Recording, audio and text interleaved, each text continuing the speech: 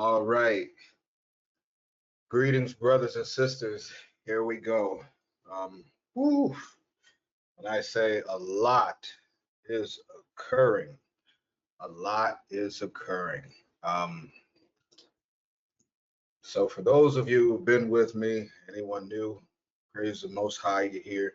But for those of you who've been with me, you know, breaking down the scarcity of food, lack of mammon, and I wanted to start the absence of gold early.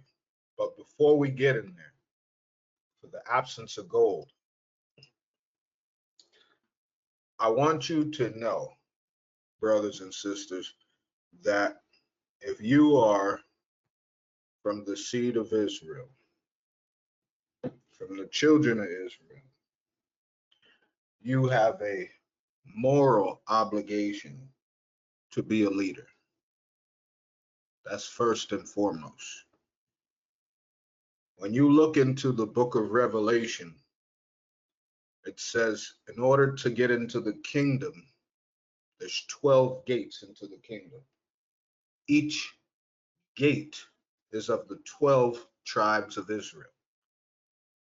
And Gentiles can only get into those gates following righteously the Most High under the 12 tribes of Israel. Okay. Now, with that being said, you may have heard my last lesson and said, oh man, he was really hard on the black and brown community. When we read Revelations chapter 7, it says 144,000 men. There's almost 9 billion people in the world today. And the Heavenly Father who wrote the book, who sent out the prophets, who we've read about the stories of prophecy, who the archaeologists have dug up the Temple of Solomon, to the pillars in the wilderness of Moses, to the chariots that were crashed down, that chased the children of Israel out of Egypt, that were cemented in the Red Sea till this day. We're talking about that God chose 144,000 men. Now, does this mean that men cannot go to the kingdom? Young men cannot go to the kingdom? No, that's not what this means. It means that these are the best of representation of Christ walking today. These are the best representation of John, of Moses, of Abraham, of Isaac, of Jacob, of Noah, of Melchizedek, of Peter today. These are the best of the best. Now, you may not think it is. The people are the best of the best.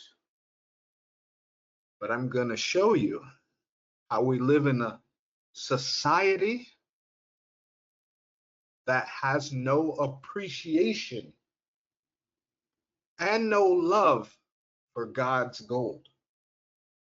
And you may ask, who is God's gold?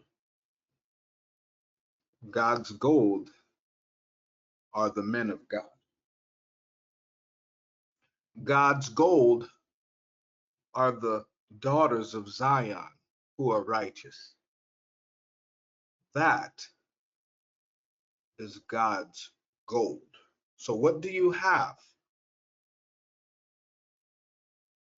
now that the world isolates, mocks, ridicules, criticizes, judges God's gold? You get an absence of gold. Now, when you think of absence, I want you to think about this. Absence means it's not present, right? So do understand this. Christ said his times would be like Noah. His times would be like Lot. There was a time where the righteous were isolated. They went into hiding. They said, no more. Noah preached 120 years, and then the Most High said, before I start flooding, get on the boat. And as Noah got on the boat, everyone was like, look at this uh, fool over here making this big old boat for him and his family and all these animals. Look at this fool. You know, we haven't seen rain in hundreds of years until it was too late. Now, if you ever read the book of Jasher, you understand that for the days of Sodom and Gomorrah, they persecuted all people who had a heart for the homeless, who had a heart for the poor, who had a heart to give food to people. They persecuted, tortured, killed, and raped people in Sodom and Gomorrah. So now, brothers and sisters, as you see all these things occurring in the world, what do we got? Things like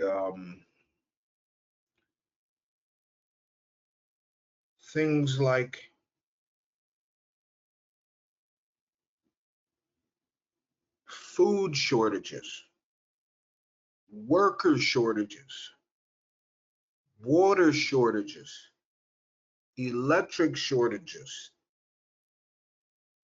inflation, shrinkflation, hyperflation.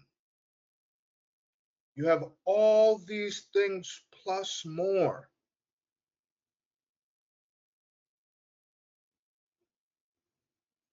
And no one listened. And brothers and sisters, if you are righteous and you've been journeying in the truth and striving and fighting your best, I'm telling you now, now is the time where gold becomes absent. Now is the time, because pride is only going to rise. And what don't prideful people like? They don't like two things. They don't like being corrected, and they don't like being told that they're wrong. So now the righteous must shut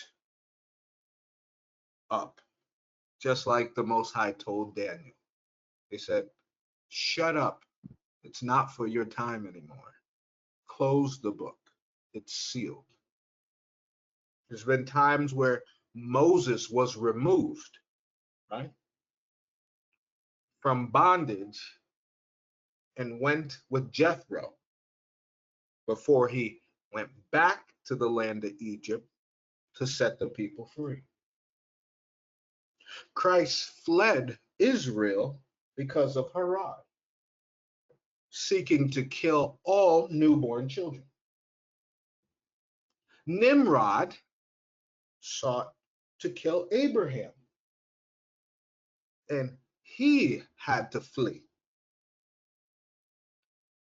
The time to shut your mouth and save souls,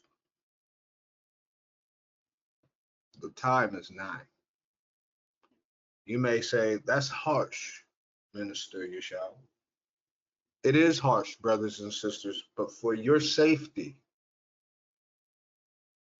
I want you to understand, for your safety. Say nothing else. Because with inflation occurring, you're going to see more shootings. You're going to see more robbery. You're going to see more things. Okay, so maybe I would say, prepare to shut your mouth. There's a little bit time left, but I can guarantee you by winter time, you're not, people may come back to you and say, hey, what were you talking about before? Yeah, I don't know what you're talking about. I don't know what you're talking. I swear you were telling me something. I don't know what you're talking about. So some people are going to ask questions around other people just to get other people incited against you. The Bible told us this. People would betray people. People would have people set people up in the midst of others. They would see you and get jealous. Some people will get killed. Now, let me say, the absence of gold, where is it going here? The absence of gold is simple. Prepare now, because what's to come, or should I say, what's starting now, since maybe, January, February, the world is on a crash course collision. We're headed for a crash course. And there's only one speed, and it's called fastest. It's going at its fastest. Every day, something is happening at its fastest. So, I'm going to break this down to you all, brothers and sisters, in numerous ways. Now, here, the lesson is going to be called Molding a Society to Satan's Image. Okay. Molding a society to Satan's image. Okay. Now, I'm not going to get into these scriptures just yet, but I'm going to play these videos, and I want you to remember molding a society to Satan's image. Now, check this out.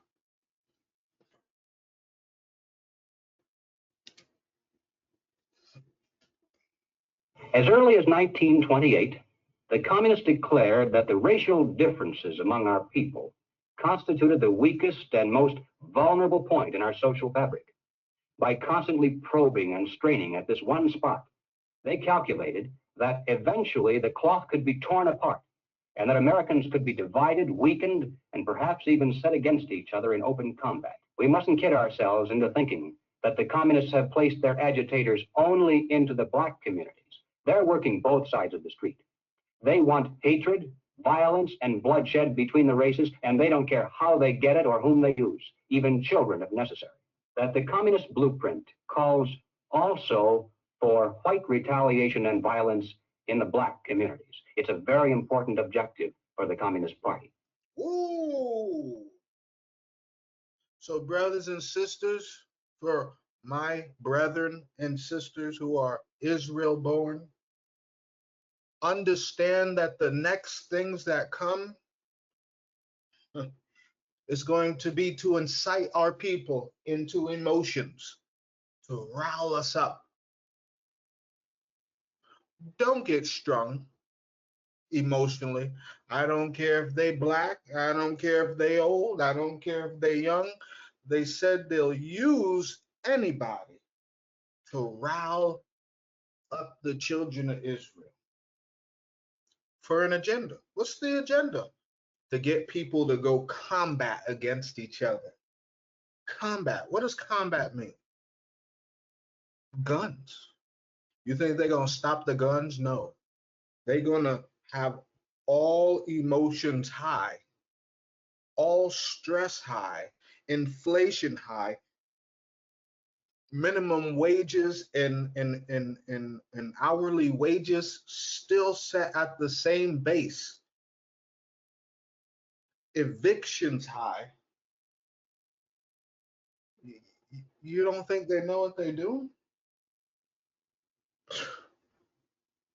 Pay attention. So far, they've only been able to involve a small percentage of our Negro people in this war of national liberation. The great majority want no part of it in any form. Did you hear that?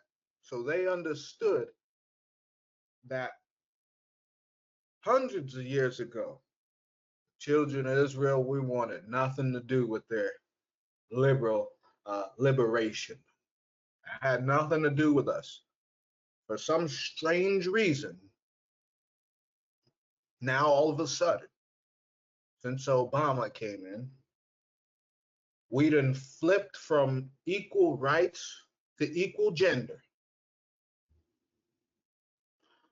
and pronouns, as if everyone didn't struggle in English class but want to have a pronoun. And that's now civil rights rather than the black man or the black woman or the brown woman or the brown man getting the same pay as those who work the same as them, right? Or even our black and brown communities having better credentials than other nations, yet other nations are getting loans, grants, personal loans, housing loans, car loans, right? I don't see many Asians riding on the city bus, do you? Well, they can get a personal loan. When the last time you seen an Indian on the city bus? When's the last time you seen an Afghani on the city bus? When's the last time you seen a Ukrainian on the city bus? Or in a taxi, right? That's what civil rights was supposed to be about. And somehow they use what? Our community to push a false sensation of progression. The one sure way to change that is to have white vigilante groups striking into the Negro sections supposedly to seek revenge. KKK, Antifa, all those groups, right? Probably blocked me because I talk about Antifa. Antifa ran by George Soros, the Democratic #1 sponsor. Hey, also sponsored all the Black Lives Matter riots. But hey, what do I know? Ladies and gentlemen, the plans and preparations for a communist revolution of force and violence are far advanced. The organization behind these preparations has almost unlimited financial resources, and it provides both training and leadership. Unlimited financial sources. So they have money to pull out of anywhere just to destroy all of the people. But they don't have money to stop the inflation, do they? They don't have money to stop the rise in gas costs, do they? It's planned, brothers and sisters. Hey, these are the last minutes till the final hour is up. I'm telling people right now, they better get themselves together with Christ, the Most High, and the Holy Spirit, because people gonna catch a rude awakening with me. I'm a minister, but I'm gonna tell you, I'm a Noah minister. I will shut that boat as soon as something happens, and I don't care if you scratching, you yelling, you emailing, you throwing rocks. I don't know you. If you was, and I said this years ago, If people don't get on the boat quick and decide if they want to stay on the boat or not, because if you on the boat and you unsure, I'm gonna kick you off. That's fine. That's fine too. Because Christ said there ain't no lukewarm. If you still on the boat and you're talking about the past, best believe if you're around me, you're getting kicked off. Because we only want people who want to go through this all in. He said, endure to the end, not to endure and think about the past, not to endure and think about mommy and Tia and Tio and Abuela and, you know, all the family members. No, he said, endure to the end. Got to keep going. Make up your minds. Based upon years of experience in many other countries, our enemies are deadly serious about their task, and it's nothing short of national suicide for us to continue to ignore their plans and their progress. The strategy of the proletarian revolution calls for the quiet conversion of our government into a communist regime, but under the banner of socialism. Ooh, now to turn it into a totalitarian and communist regime is to come under socialism. Now, wasn't that what Bernie Sanders and Joe Biden was talking about when they first ran for presidency? They said we got to turn everything socialism. What do you think giving people stimulus checks is communism? You will get this amount, you will get this amount, you will do what your father says. You will beg me for money. I will give you as my child what I believe you are worth. But yet they can still go to Mar-a-Lago and play golf. They can still go around the world. They're gonna give you $1,000. I guess $1,000 really help people who are poor and sleeping in their cars now, huh? That ain't nothing. That was communism. But it was a soft touch to it. Like here's some money. We know you American people are the dumbest people in the world.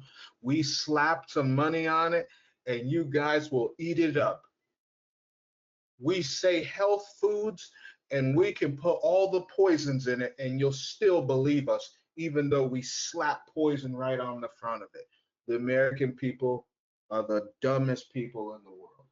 Prove me wrong. Prove me wrong. It's sad though. You can, and I seen someone's post on my social media, not in the truth, but they said, I can tell these are the end of days. I was like, okay, I'll get a little excited for the person. Then I kept reading. So I'm gonna do what I want to do. It's the American people are the dumbest people on the face of the planet. And I've been to quite a few continents. I'm sorry. There's smart people here, but just because you got a degree, just because you got civilization and developed cities, that actually makes you less hardworking and more dependent on who gave you those things rather than working hard. That's why when I went to Africa and I came back to the US, I told those kids, you disgust me. When I went into teaching to those high schools, I said, you disgust me because the kids in Africa, they play with caps and water bottles. They come to school with the same clothes. They eat with their hands. There's no fresh water. They wash their hands with no soap, a faucet outside, and they're happy. There's no grass. They play soccer with rocks. There's no nets. There's no trees. There's barely anything. And you guys have it all: computers, a house, apartment, driver's license, permit, city bus. And you do absolutely nothing with your life but want to smoke, do the hookah, do the vapes, watch YouTube. Everyone want to rap everyone wanna play sports. I was so astonished when I went to Africa. You had fourth and fifth graders, and I got to see some of these children grow up and still even contact me to this day and say, I still want to be what I told you years ago. And I never heard them say, I want to be a singer. I never heard them say, I want to be an athlete. I've always heard them say, uh, I want to be, and it's crazy things that they say. I want to be a biochemist. I want to be a nuclear physicist. I'm like, in fourth grade, high schoolers in America don't even have your comprehension. And that's why I said, people in America, I would say a good majority of the people are are no smarter than rocks in a bucket. And what they made people think is that when you look at people in Africa, they're less. No, people in America are less because you have it all, but yet refuse to use it to the best of its capability in righteousness. Think about it, right? How can you have a young teenage population in Africa wanting to go to college, right? Now, of course, there's drugs everywhere, but it doesn't happen. It's very rare there. Now, you get half, let's just say for a nice number, you get half of the children by their freshman or sophomore year in high school, and they're all then had relations with two or three people. Not even focus on life, just focus on fornicating. I never seen nothing like it ever. It's disgusting and disgraceful. It is, but this was the plan. Call a place freedom. Why? Oh, this is the greatest democracy in the world. Yeah, that's right. You have the freedom to do whatever you want. You got the freedom to go and get a gun and kill someone. You got the freedom to go and rob someone. You got the freedom to go look someone's address up and stalk them. You got the freedom to do all kinds of evil, and no one will stop you until you have committed the crime.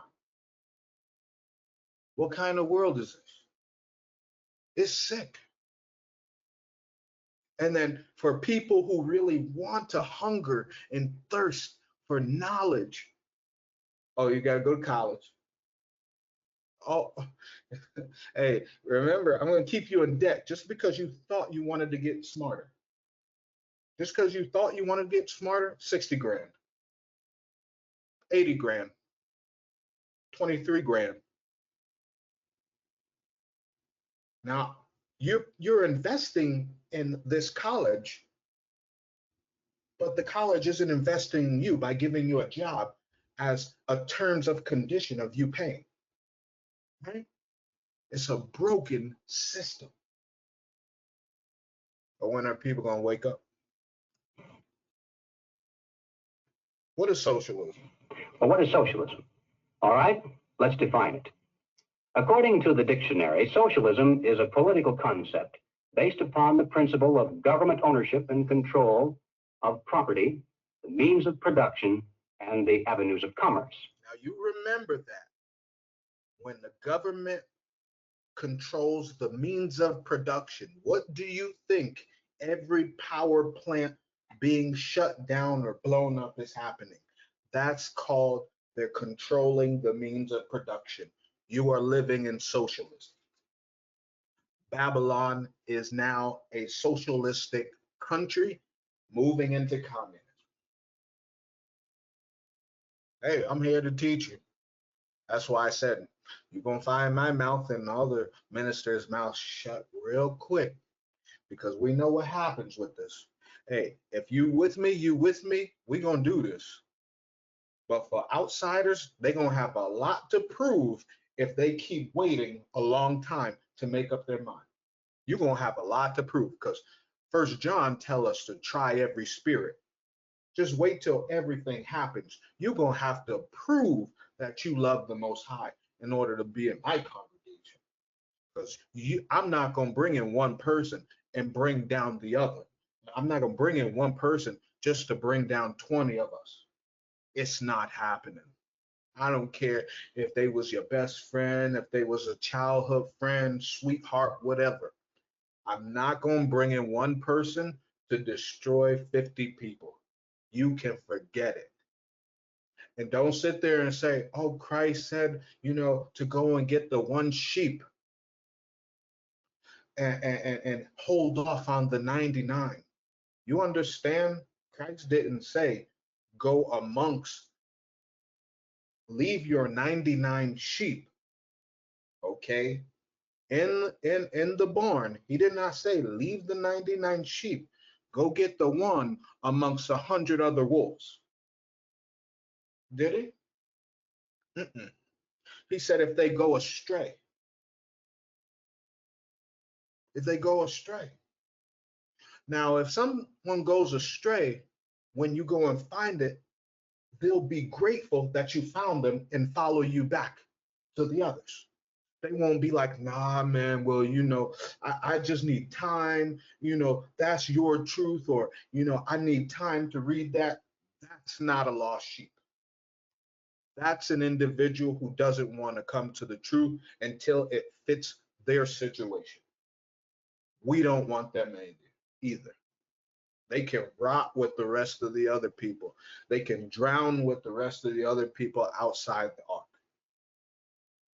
So I'm sharing, and the point of all this was to share with everyone, hey, this is where it's going. We are already here, and if you don't tighten up quick, you are going to drown really fast.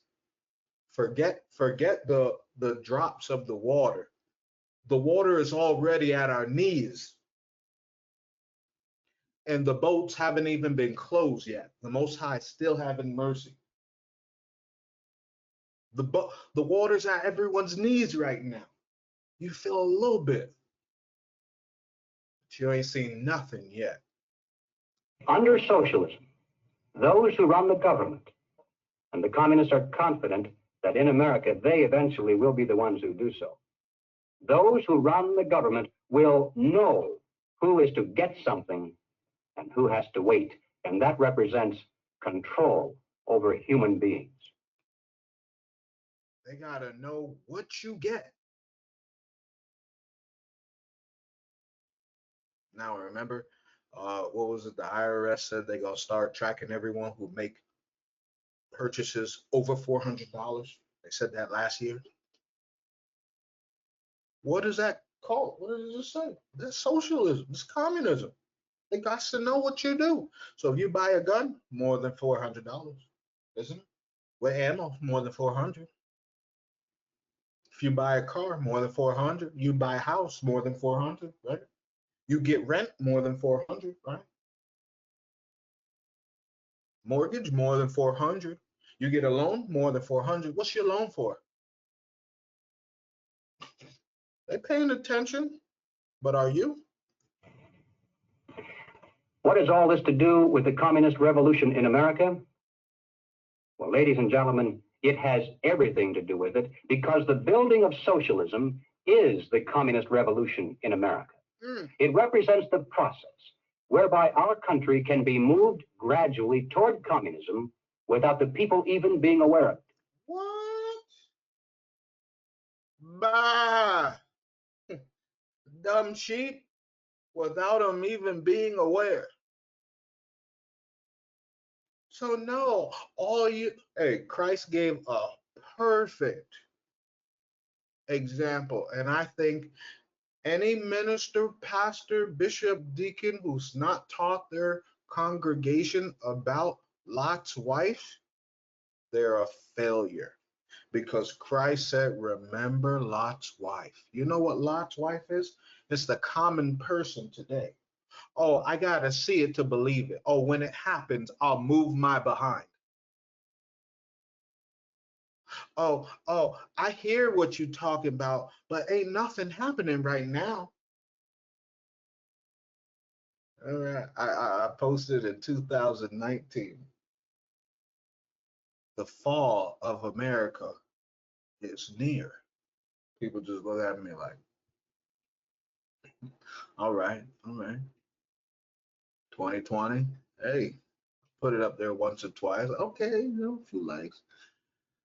Boy, when 2021 came, people was flooding my messages. Like, where were you before? Where were you before? What happened? You know, I said this before, didn't you? Oh, what you did was you clicked on that uh, block notification so you couldn't see. And now when it hit the fan, you remembered. And so you followed the notifications now, right? That's what they're doing now. That's what people are doing now. They follow my notifications, even, hey, you got so much knowledge, brother. Oh, remember we went to the army, let me know how everything's going, what do you think we should do? Nothing. Leave it be. Hey, I am adamant, brothers and sisters.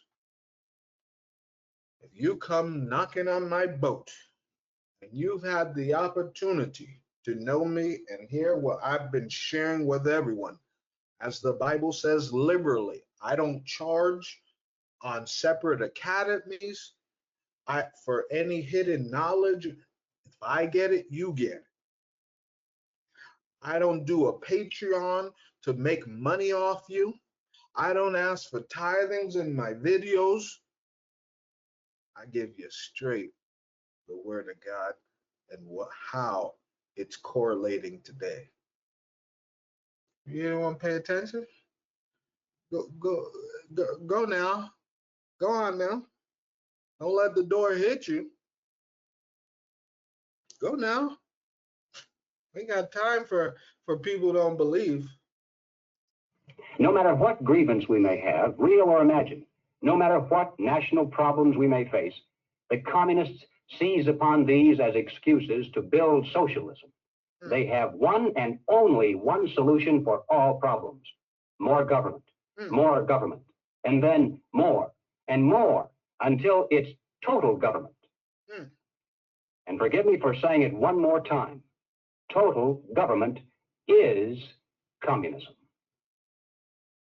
How communists respond. In 1943, the following directive was issued from party headquarters to all communists in the United States.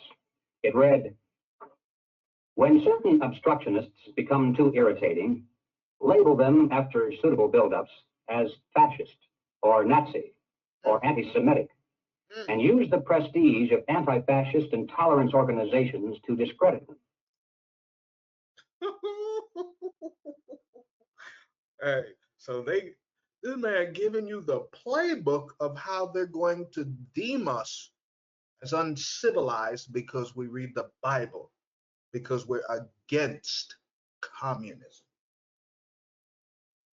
In the public mind, constantly associate those who oppose us with those names which already have a bad smell. The association will, after enough repetition, become fact in the public mind. The truth is a far superior a weapon than deceit. Ooh. But because they are lying, it's possible to expose them. And this is their Achilles heel. By comparison, we have nothing to hide, therefore we have no reason to lie. And we wouldn't want to even if we could. Truth is a far superior weapon than deceit. It's a weapon which is denied to them. And in the end, it will be the decisive weapon that destroys them completely. World government. We get a lot of advice from the council, so this will mean I won't have this far to go to be told what we should be doing and how we should think about the future. People like Hillary Clinton know, even at elevated position. Hillary Clinton, you'd say, was one of the big movers and shakers. Compared to the Council on Foreign Relations, she's not. She's a small fish. And she knows that she's got to get the approval of the CFR. I had a friend, Nick Rockefeller, okay, who was one of the Rockefeller family. The ultimate goal that these people have in mind is to create a one world government. And this is giving me straight from Rockefeller himself. This is what they want to accomplish. Not just any world government, but a world government based on the model of collectivism. In other words, big, powerful, centralized world government. If it were a world government based on the principles of freedom and freedom of choice, freedom of culture, low intervention, if no intervention in the lives of normal human beings, it might be a wonderful thing, but that's not the kind of world government the left and the right have in mind. They're talking about total world government with all major decisions being made at the top and people at the bottom being peasants, basically, in a high-tech feudalism. Remember that. Next clip. And then we also need to make this a global infrastructure. You know, we now know that ultimately we're only as strong as the weakest among us. And so we need a global surveillance infrastructure. I guess the good news is, as we're deploying this infrastructure around the world, it provides infrastructure not just to fight future pandemics, not just to fight future pathogen outbreaks, but also to help countries deal with other diseases like cancer, for example. They can leverage the sequencing infrastructure, or cardiovascular disease or genetic diseases. And so as we lay this out to fight the pandemic, we can emerge from this stronger. And we should make a commitment. You started with this. You know, we can't prevent future outbreaks, but we should commit to say this could be the last pandemic we see. Now, all of this was for a global structure, right? To control. Now, let's move a little forward. Now, what is the functional difference between Isaac and Jacob? Is there any evolutionary advantage for Jacob over Isaac? Is there any evolutionary advantage of feeling something subjectively rather than just processing the information and carrying on according to what the algorithm says? If not, then it's very difficult to explain not how mind arose for the first time, but how mind became so successful evolutionary. Now, there is an analogous problem. There was an analogous problem in science with God. Very often in previous centuries, when people didn't know how to explain something like lightning, they said, okay, this is something God does. Or how did light emerge? God did it. What accounts for gravity? God accounts for gravity. Now, as science, as our understanding of the world advanced, so we realized that we can explain lightning without invoking God. We can explain the origin of life without invoking God. We can explain gravity without invoking God. And the more perfect the explanations became, the less need there was of God. And finally they said, okay, we don't need it. So we gave him the same. No more God. There is no more God in science. You can't publish any article in any academic journal, I think in any discipline, which explains something with God. Now, you didn't understand what he's saying. God doesn't exist in science. Science is better than God. That's what he's saying in a nutshell. Today, historians, economists, political scientists, biologists, computer scientists, they can all communicate much better because they all increasingly speak in the same terms of systems for processing data. Science is not really, at least this is my view as a historian, science is not really about truth, it's about power. The real aim of science as a project, as an establishment, is not truth, it's power. Particular individuals, particular scientists may be very interested in the truth personally, but as an institution, the real aim of science is power. You go ahead and follow the science, though, like your Lord and Savior, Dr. Fauci said, right? You go ahead and follow that. Because I know he did say something. There is no truth in science. because there's only truth in Christ. Listen to them. They'll tell it right out their mouth, but it's up to you to accept what they're saying. With all the current issues on our agenda, we tend to forget that we are in the midst of the fourth industrial revolution, which accelerates global change in much more comprehensive and faster ways than the previous three revolutions. The difference of this fourth industrial revolution is it doesn't change what you are doing. It changes you. If you take genetic editing, right, just as an example, it's you who are changed. And of course, this has a big impact on your identity. We need to realize that humans are now hackable animals. You can hack them. A good two-way communication system, direct communication system between brains and computers, this is kind of the watershed moment. I mean, once you have a good two-way, nobody has any idea what happens after that. Well, I think maybe in a couple of decades, when people look back, the thing they will remember from the COVID crisis. From what? Now, don't you block me now, because I said COVID. I didn't say it. He said it. What you're going to remember from COVID is what? I want you to hear it from him. The thing they will remember from the COVID crisis is this is the moment when everything went digital. And if this was the moment when everything became monitored, that we agreed to be surveyed all the time, not just in authoritarian machines, but even in democracies. And maybe most importantly at all, this was the moment when surveillance started going under the skin. Now, he said it.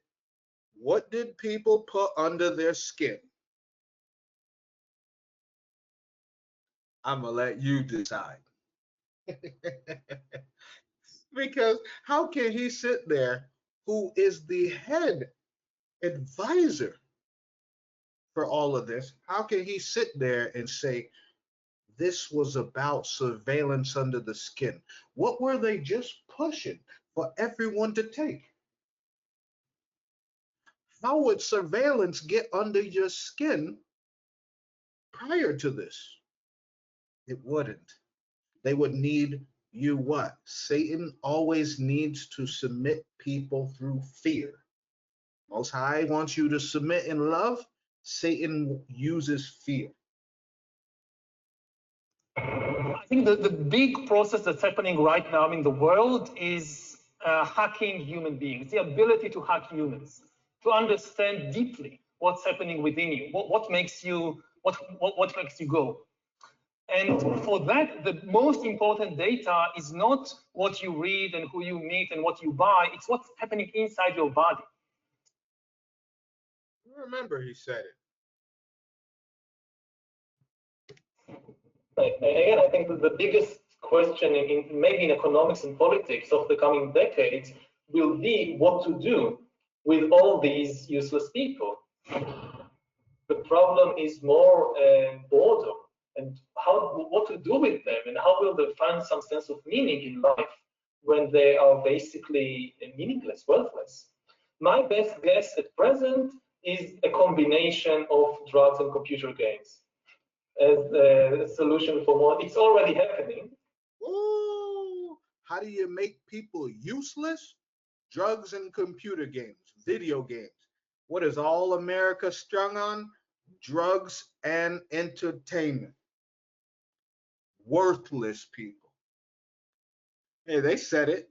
I don't see no one blowing up buildings and torching stores because he said they're useless.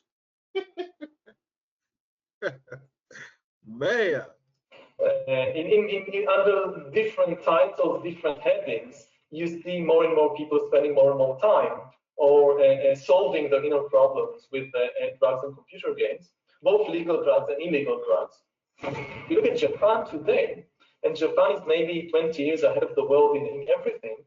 And you see all these new social phenomenon of people having relationships with virtual virtual spouses, and you have people who never leave the house and just live through computers.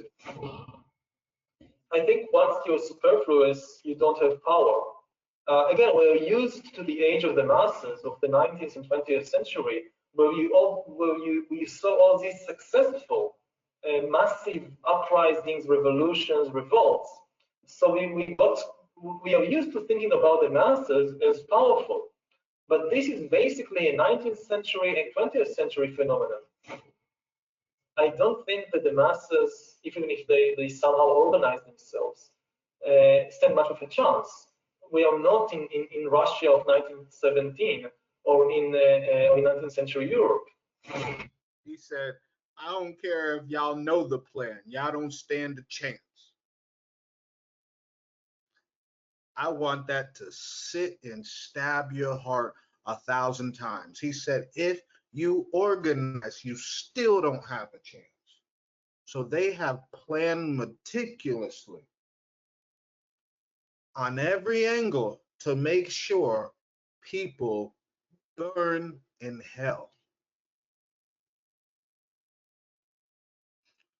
But brothers and sisters, if you're with the Most High, I don't care what they do. They don't care what they do. I'm not going to be one of those people who be suckered into stupidity, who be suckered into giving my eternal soul to Satan. I'm not going to be that one. I have a chance.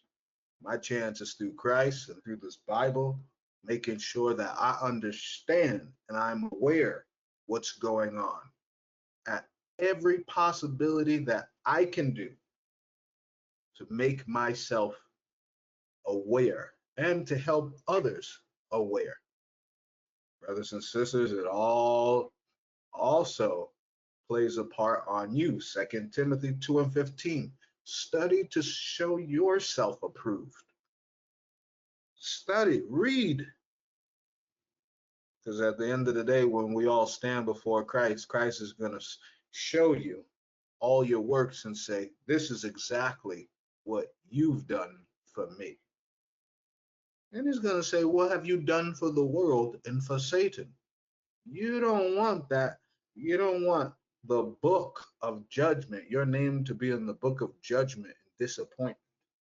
You want your name to be in the book of life. What we're talking about now is like a second industrial revolution, but the product this time will not be textiles or machines or vehicles or even weapons. The product this time will be humans themselves. We are basically learning to produce bodies and minds. Bodies and minds are going to be, I think, the two main products of the next wave of all these changes. That's called slaves. No more machines to work for the people. They want the people to work for them. That's why they're making people hackable. Don't you get it? That is optional. Again, if you think about it from the viewpoint of the poor, it looks terrible because throughout history, death was the great equalizer. The big consolation of the poor throughout history was that, okay, these rich people, they have it good, but they're going to die just like me. But think about a world, say, in 50 years, 100 years, where the poor people continue to die, but the rich people, in addition to all the other things they also get an exemption from death. He said it himself. He said it himself. They are working on things to make sure they live forever. Ever seen that movie with Matt Damon called Elysium? They lived up in the sky, while on Earth it looked like hell. It looked horrible. And I remember when I worked in Florida, I was working at a YMCA. One of the students there, it was crazy because he's like a goth. He wore all black and everything, right? And he literally admitted to worshiping the devil. But he would come to me and say, I don't know, but I feel like talking to you. I feel like you need to know something. Those were his words. And I said, no, I'm just doing my job. He said, no, but something's different about you. I need to share something with you. You seem very different. I said, I'm just doing my job, man. I'm here doing my job. That day went, the next day came, he said, you know what my mother and my father do? They both are scientists for NASA. And he started dropping information, euphoria and Elysium. He said, those places are real, right? And he started giving me websites and certain things to look up. And I was like, jaw dropped. I was like, this 15-year-old boy who's a Gaw could identify that I was in the truth without me saying anything and said, check this out. And then at the end of it, he said, make sure you prepare yourself for what's ready because I know where I'm going. Do you know where you're going? You know where he's going? He said, my mother and father already have bunkers already set in place. They have it for us already. We've went through escape plans. That was in what, 2017? Now, if I would have told people that now, they would have been like, well, you crazy. If I told people that then, they would have been like, stop playing. Right? You can tell I don't judge a book by a cover. Hey, I'm trying to save people. So if the Satanists come and talk to me, hey, we're going to chop it up, but understand that you're going to leave either loving Christ and giving yourself to Christ, or you're going to leave hating me because I'm trying to get you to follow the Most High. One or the other. I'm not going to shoe you because you walk in all in black. No, that's a soul too. That's a soul too. Once you really solve a problem like direct brain-computer interface, when brains and computers can interact directly, for example, to take just one example, that's it. That's the end of history. That's the end of biology as we know it. Nobody has a clue once what will happen once you solve this. If life can basically break out of the organic realm into the vastness of the inorganic realm, and you cannot even begin to imagine what the consequences will be because our imagination at present is organic. So it's if there is a point of singularity, as it's often referred to, by definition, we have no way of even starting to imagine what's happening beyond it.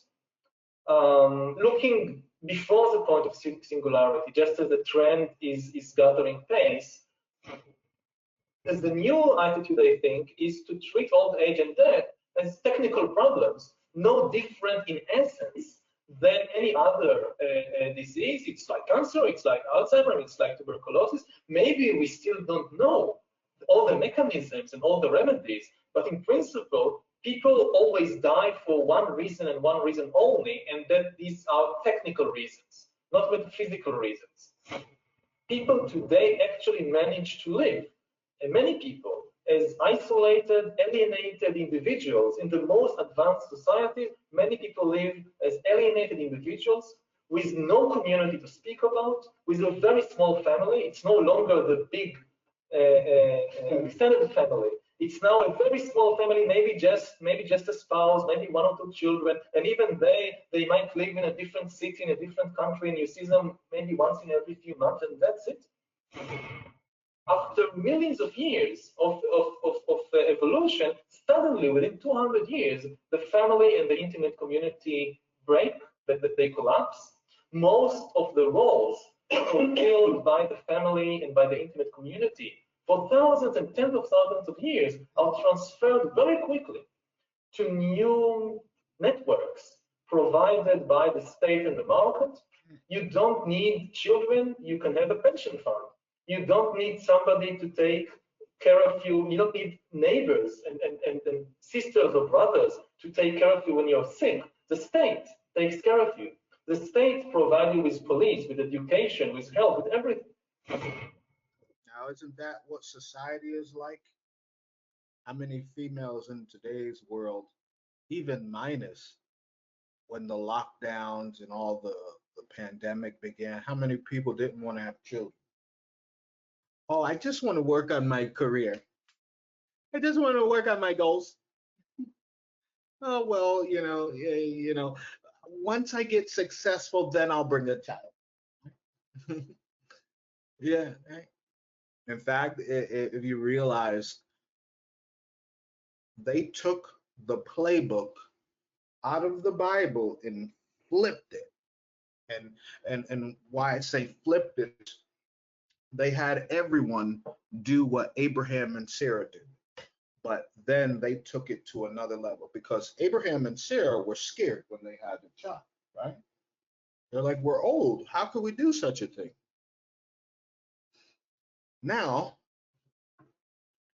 you take today, they're saying, oh, I'm too young. I want to live. I want to fornicate. I want to do this. I want to have a good time.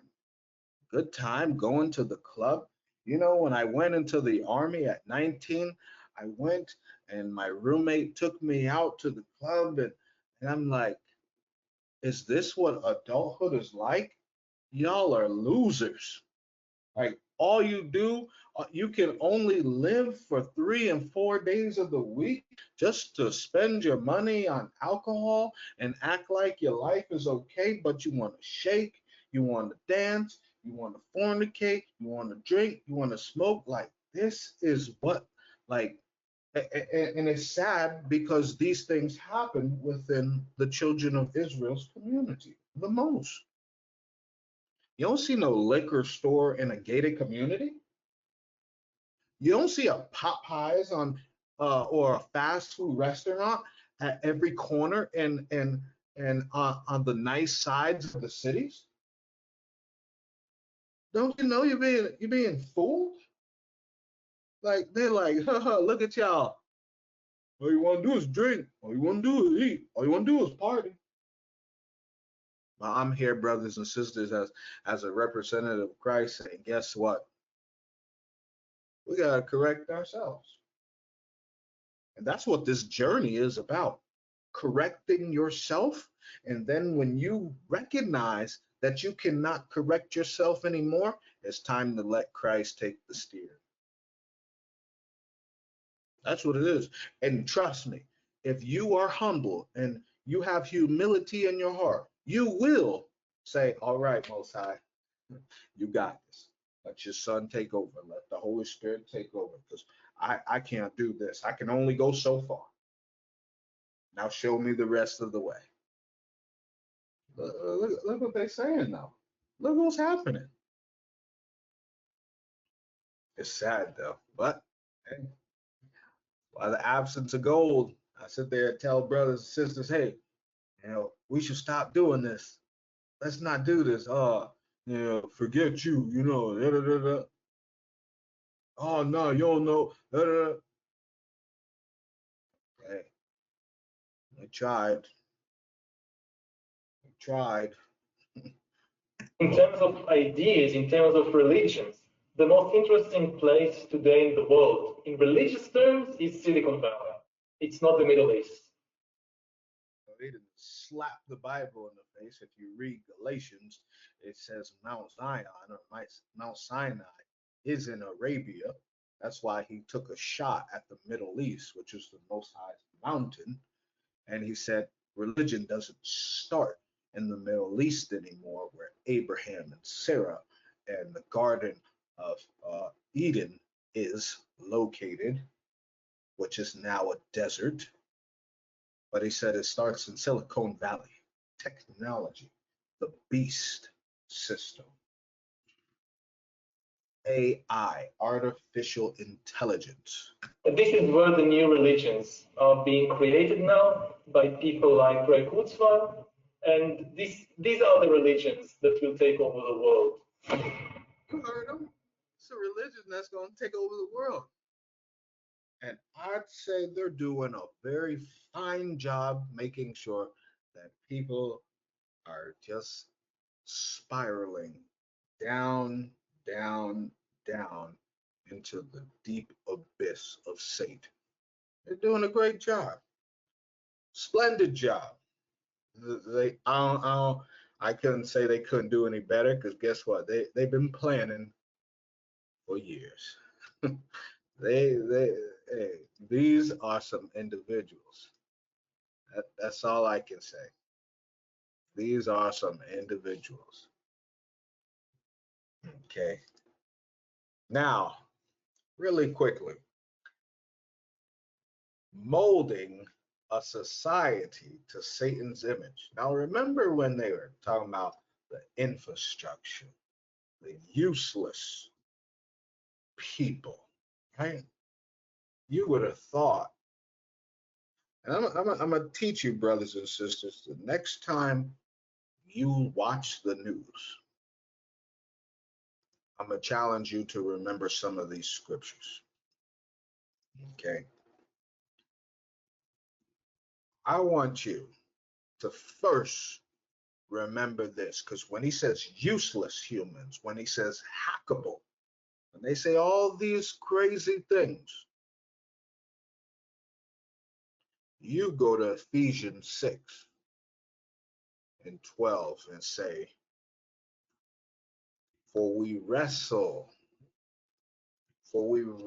not against flesh and blood, but against principalities, against powers, against the rulers of the darkness of this world, against spiritual wickedness in high places. So, brothers and sisters, you have to understand that when people went and participated in this had nothing to do with the flesh. This had nothing to do with the flesh. This had nothing to do with the blood. This had to do with what they weren't telling you, the spiritual wickedness. It says we wrestle not. It says we wrestle not. You're not following. Look what it says, wrestle. It says to follow. So when you're taking orders and commands from these government officials, these aren't flesh and blood like you and me. No, you're following someone else. You're following a principality. You're following chiefs. Who would be chiefs? You're following powers. You're following these things. Look, look, look, look. You're following what? Their rules for freedom. You're following their influence. But remember, this is not flesh and blood influence.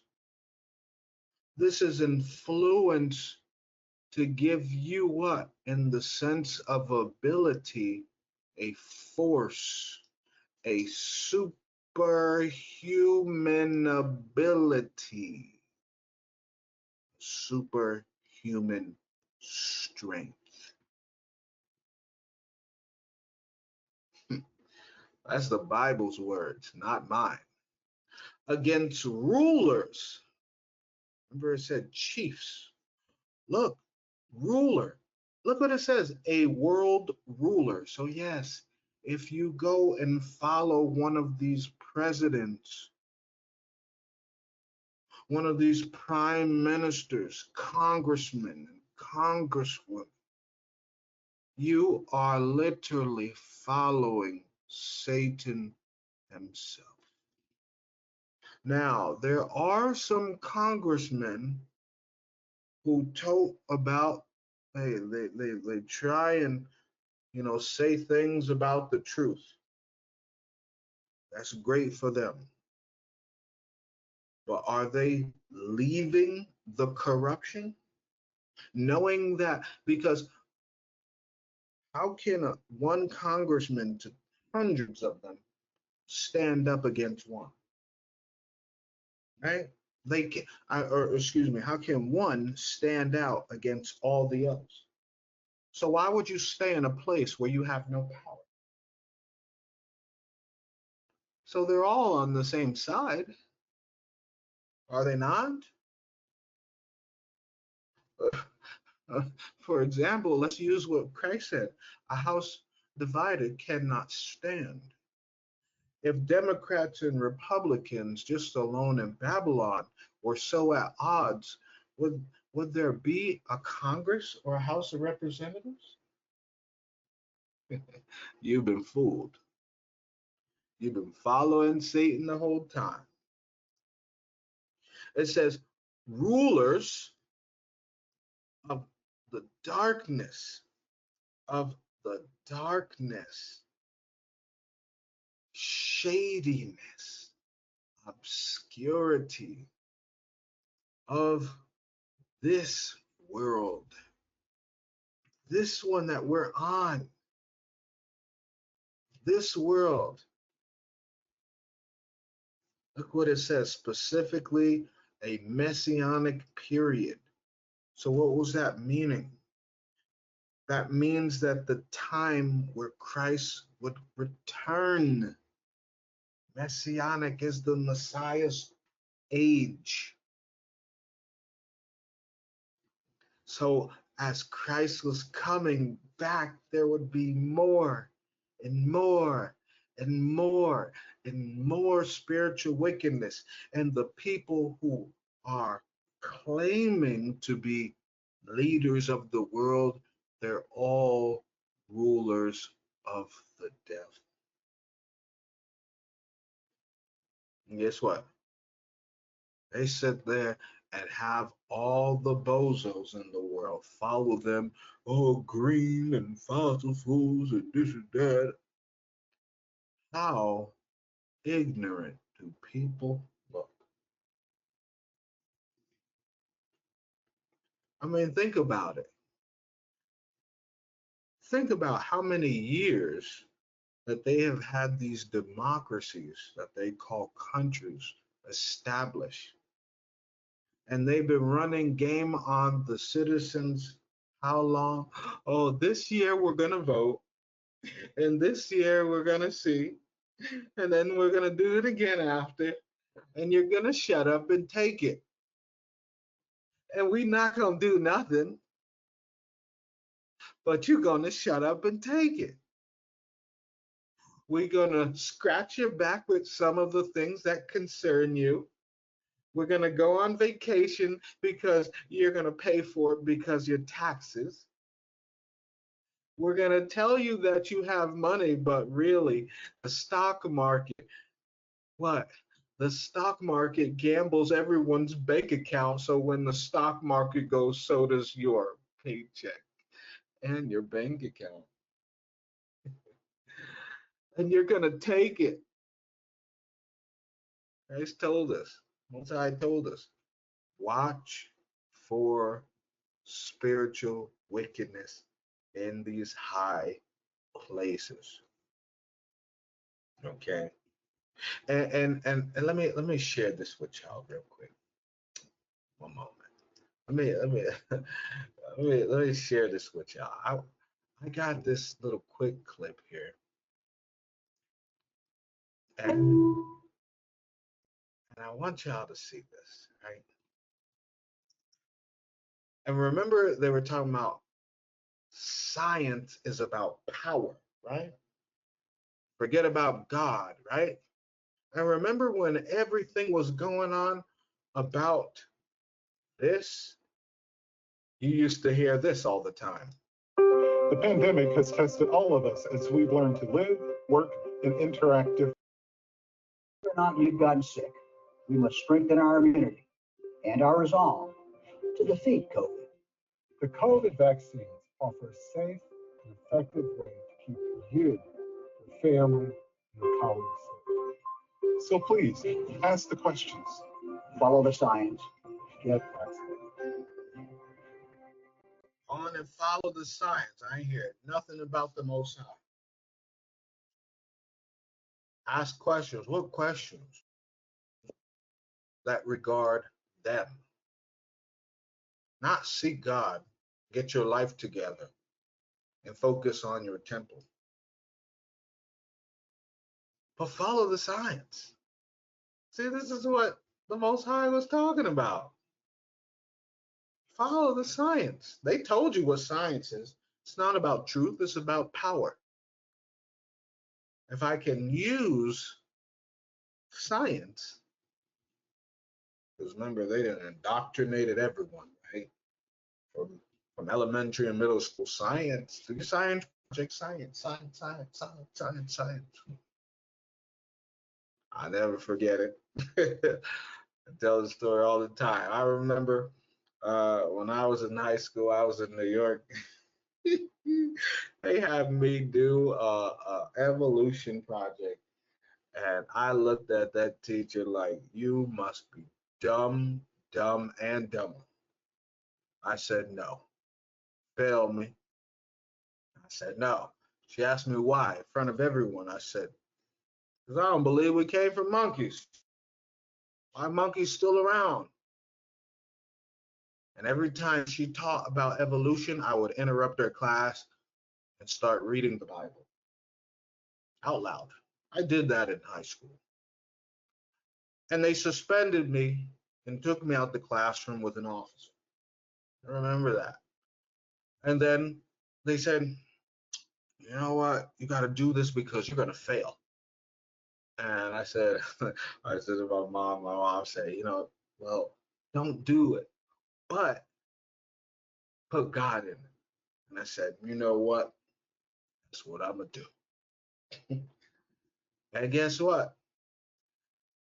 After my suspension, I came back and I opened up that little box board and I said, this is why God of the Bible uses science, and he is no scientist. He is a creator. Therefore, if there was ever something as science, it would always go back to the source it came from, called the creator. You wasn't gonna get me to idolize no stupid scientists and doctors. You sitting there telling me Noah and other people lived for over hundreds and 20 years, and in the black and brown community, a man can't even get past 75? But you getting shots all the time, aren't you? You getting colonoscopies and pap smears and all the people getting all these things, right? They wasn't doing these things back then. How, wait, watch this. How can people not brush their teeth back then and never have a cavity in their mouth? How come they can pick up mummies and look at all their teeth and not a tooth rotted? You've been fooled. You've been fooled. All the doctors are in on it. So remember this, when all these things occur, when the pressure is coming, remember, this ain't against flesh and blood. This is against influence of evil. Influence. All right? Romans chapter 8. Check this out. Verse 5 through 8 reads, for they that are after the flesh do mind the things of the flesh, but they that are after the Spirit, the things of the Spirit. So for all this stuff that occurred here, everyone who was scared to die, they went and got it because they're living in the flesh. Hey? Yep, that's right. I said it. If you was just a little scared, yeah, everyone is living in the flesh. They went and got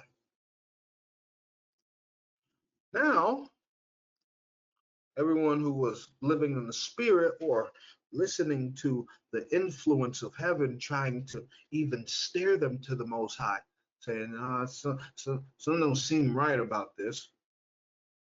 And we know what you did with syphilis. We know what you did with the Tuskegee experiment. Okay, you know what? You want me to trust you? Okay, I get it. Let's check this out. We have a pandemic.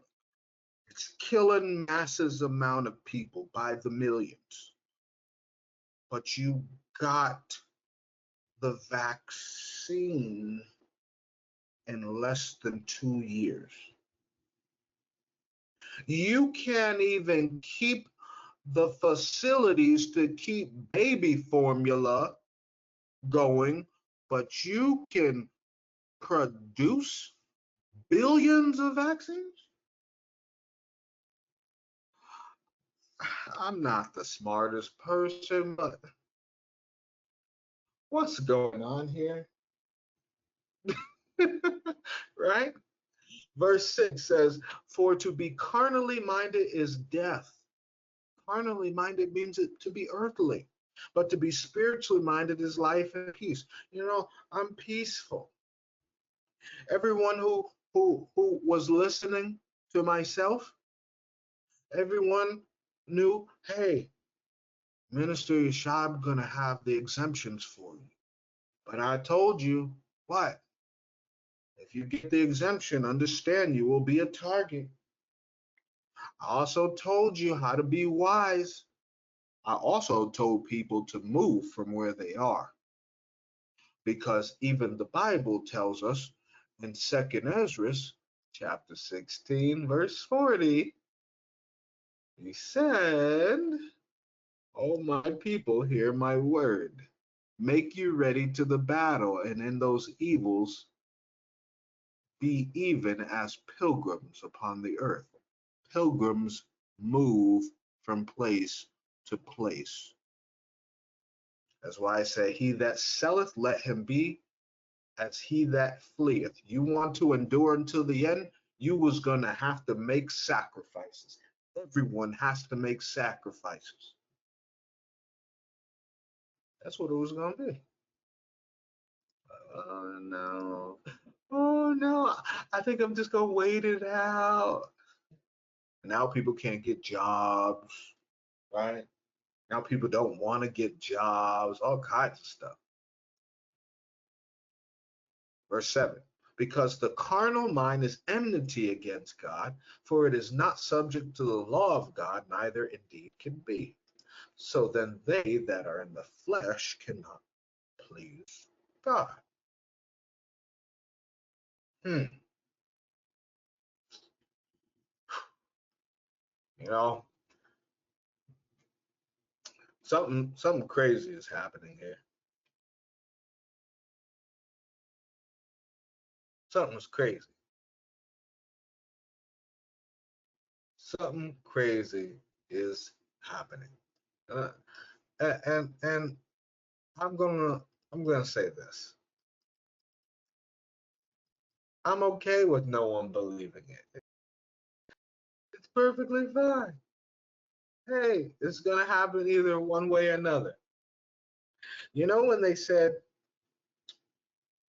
useless people? All right, we got this useless class. Let's go to Romans chapter 1 real quick. And let's see. Romans chapter 1,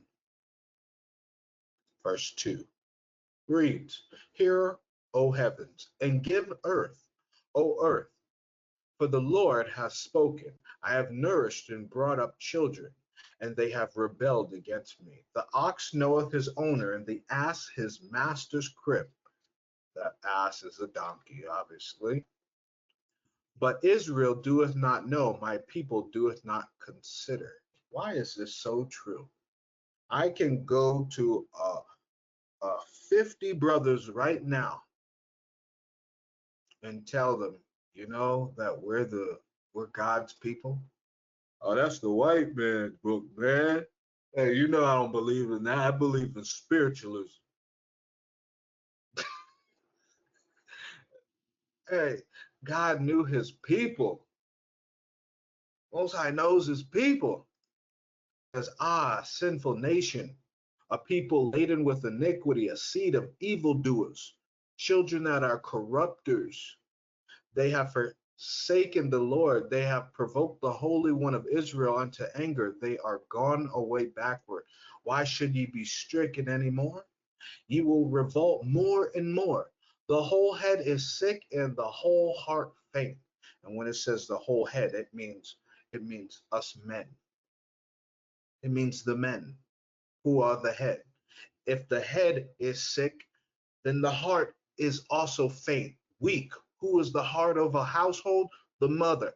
Who is the head of the household? The father. You take the father and collapse him, you take the mother and collapse him, you have what? Children that are corrupters. Right? Look at our society. Right? Verse 6, from the sole of the foot even unto the head, there is no soundness in it, but wounds and bruises and putrefying sores. They have been closed, they have not been closed, neither bound up, neither mollified with ointment. That means what? The children of Israel, we go through our pain all the time. We don't take time to heal. We don't open up and tell people we're in pain, but we use the pain to fuel it against someone else instead of healing one another. Your country is desolate, your cities are burned with fire, your land, strangers devour it in your presence, and it is desolate as overthrown by strangers. And the daughter of Zion is left as a cottage in a vineyard, as a lodge in a garden of cucumbers, as a besieged city. And that's our women. They're just left alone. Once the men get the beautiful woman, then they leave them and go for another one. It's an atrocity. It's awful.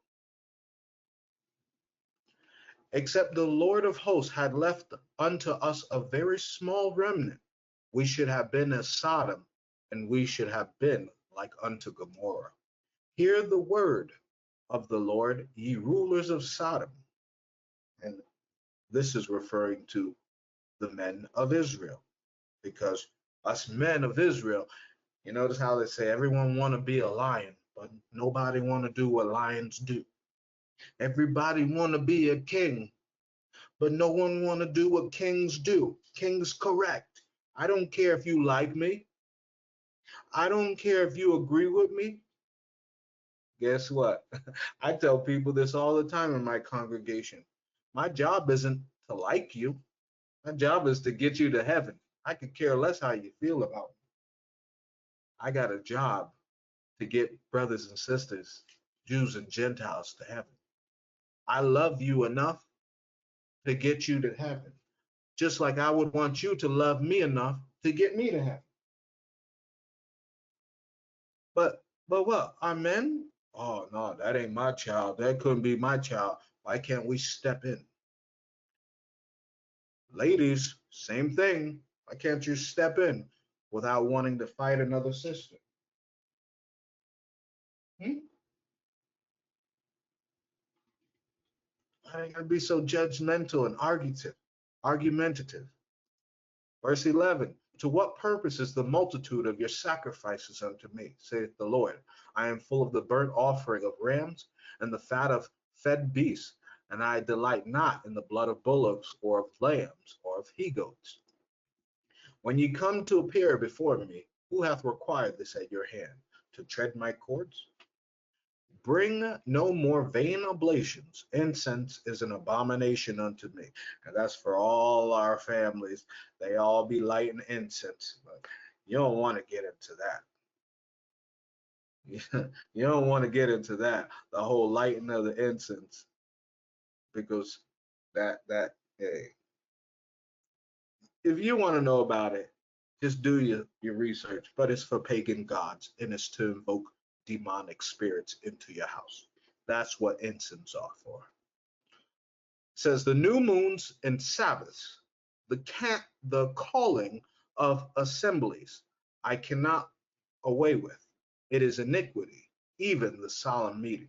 So even people who still serve the Most High, and whether it be a Saturday, Sunday, even though Sunday is not the proper day, but whatever they call a Sabbath, Saturday, Sunday, whatever, he still is not honoring what they're doing. Verse 14, your new moons, which means new months. Show that to y'all real quick. See, new moons, which means new month. Okay. And your appointed feasts, my soul hateth. They are a trouble unto me. I am weary to bear them. Look at that. You got the Most High saying, I'm tired of even seeing you try and worship me. Just stop. If you ain't gonna do it, don't do it. And when ye spread forth your hands, I will hide my eyes from you. Yea, when ye make many prayers, I will not hear. Your hands are full of blood. That's for all the people who go and party and do mischief and then go to church or congregation on the Sabbath or on Sunday. Ooh, we know those churches be full of sinners. And yes, churches and congregations are supposed to be full of sinners. Sinners who sin no more. That's what Christ said. Get up, woman, and sin no more. Don't go back into doing it 6 days a week and then come back and say you love the Most High. Get up, sin no more, and roll with people who gonna have their foot on your neck and saying, I know you, and I know where this leads to. If you even sniff to go that way, I'm gonna have my knee on your back. That's the people you should want to be around. Not, hey, yeah, I know, but hey, what's one sip, man? You know, you've been doing so good. We celebrating, man. Come on, it's family. I don't want you around me. Go on now. Flee from me, Satan. Verse 16. Wash you, make you clean, put away the evil of your doings from before mine eyes. Cease to do evil, learn to do well, seek judgment, relieve the oppressed, judge the fatherless, plead for the widow. That's right. That's what we're supposed to do as rulers, leaders, men. It's our job to learn. It's our job to bring judgment. Yes. So, ladies and children and elderly, understand if you want men to step up and be men, you must go to the authoritative figure to seek judgment the way God intended it to be through the Bible.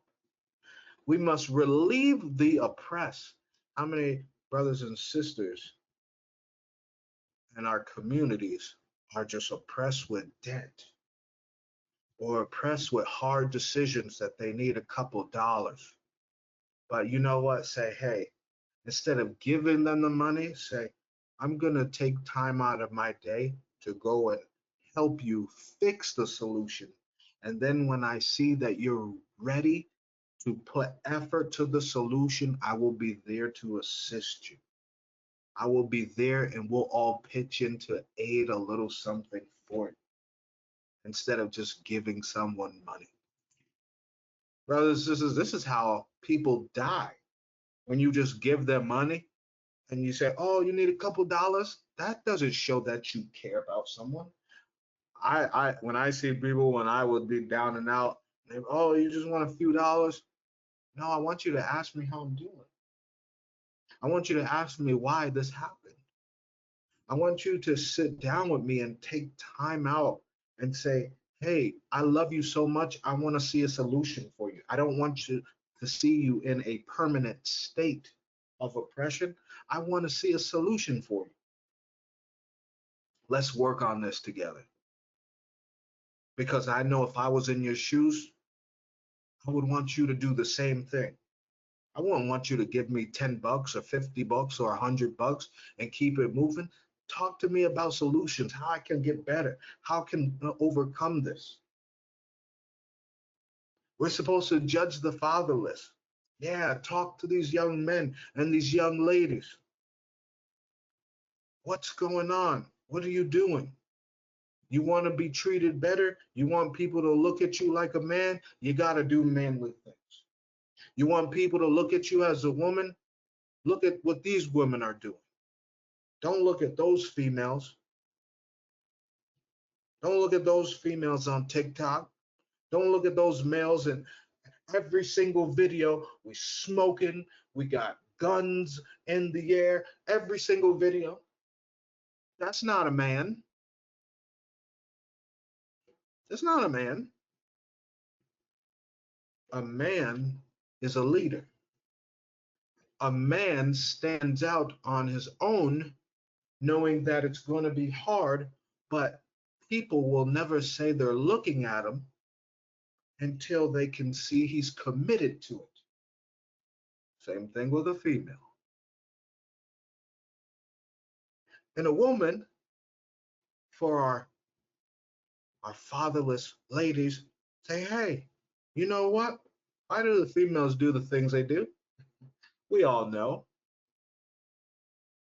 For the love of a father. Well, because they haven't gotten love from their father, they go out and seek other men. This is statistically proven. So then teaching the young ladies their value. But don't teach them value from the world. Teach them the value that God has already given them from birth.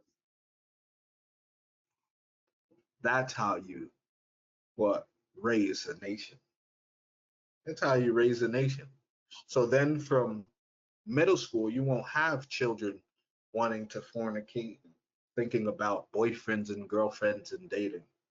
You'll think about, oh, well, she wants to be an entrepreneur and garden and farm, and she wants to have her own clothing line to help children, homeless.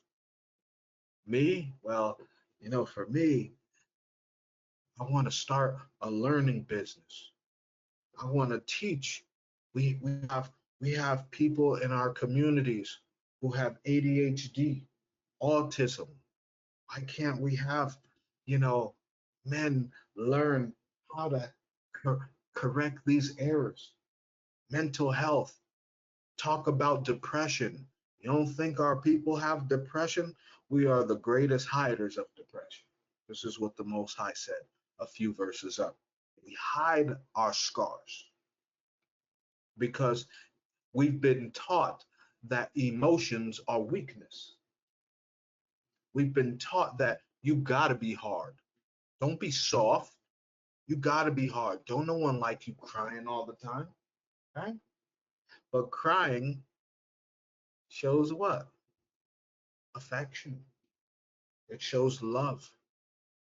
It shows the fruits of the spirit. It does. It says pleading for the widow. That goes and this term, a lot of people think a widow is just a woman now. It also just means someone who doesn't have a spouse. Okay, could mean also a male as well. Okay, divorced, forsaken person. Okay, so help out those. Pray for them. Ask them if they need any help. Brothers and sisters, do you not see what's going on in this world? I'm about to show y'all. Watch. It says, come now and let us reason together, saith the Lord. Though your sins be as scarlet, they shall be as white as snow. Though they be red like crimson, they shall be as wool. So the Most High is saying, I love you, even though you haven't done what I said. I love you, even though you have ran your life through sin. But hear my terms and condition and come back to me. He says, if ye will be willing and obedient, ye shall eat the good of the land. But if ye refuse and rebel, ye shall be devoured with the sword, for the mouth of the Lord has spoken. And I want to share this. At this point in time, with inflation, you're going to know if God's on your side. Because if God's on your side, inflation ain't going to hit your house. Watch what I say. Watch what I say. And when I say it won't hit your household, he's going to make sure that you have food, water, bread, clothing, sustainability. He's going to make sure you have it because you are being willing and obedient to his will. But if you refuse and do opposite of what the Most High says, hey, that sword right now is inflation, and it's cutting through souls left and right.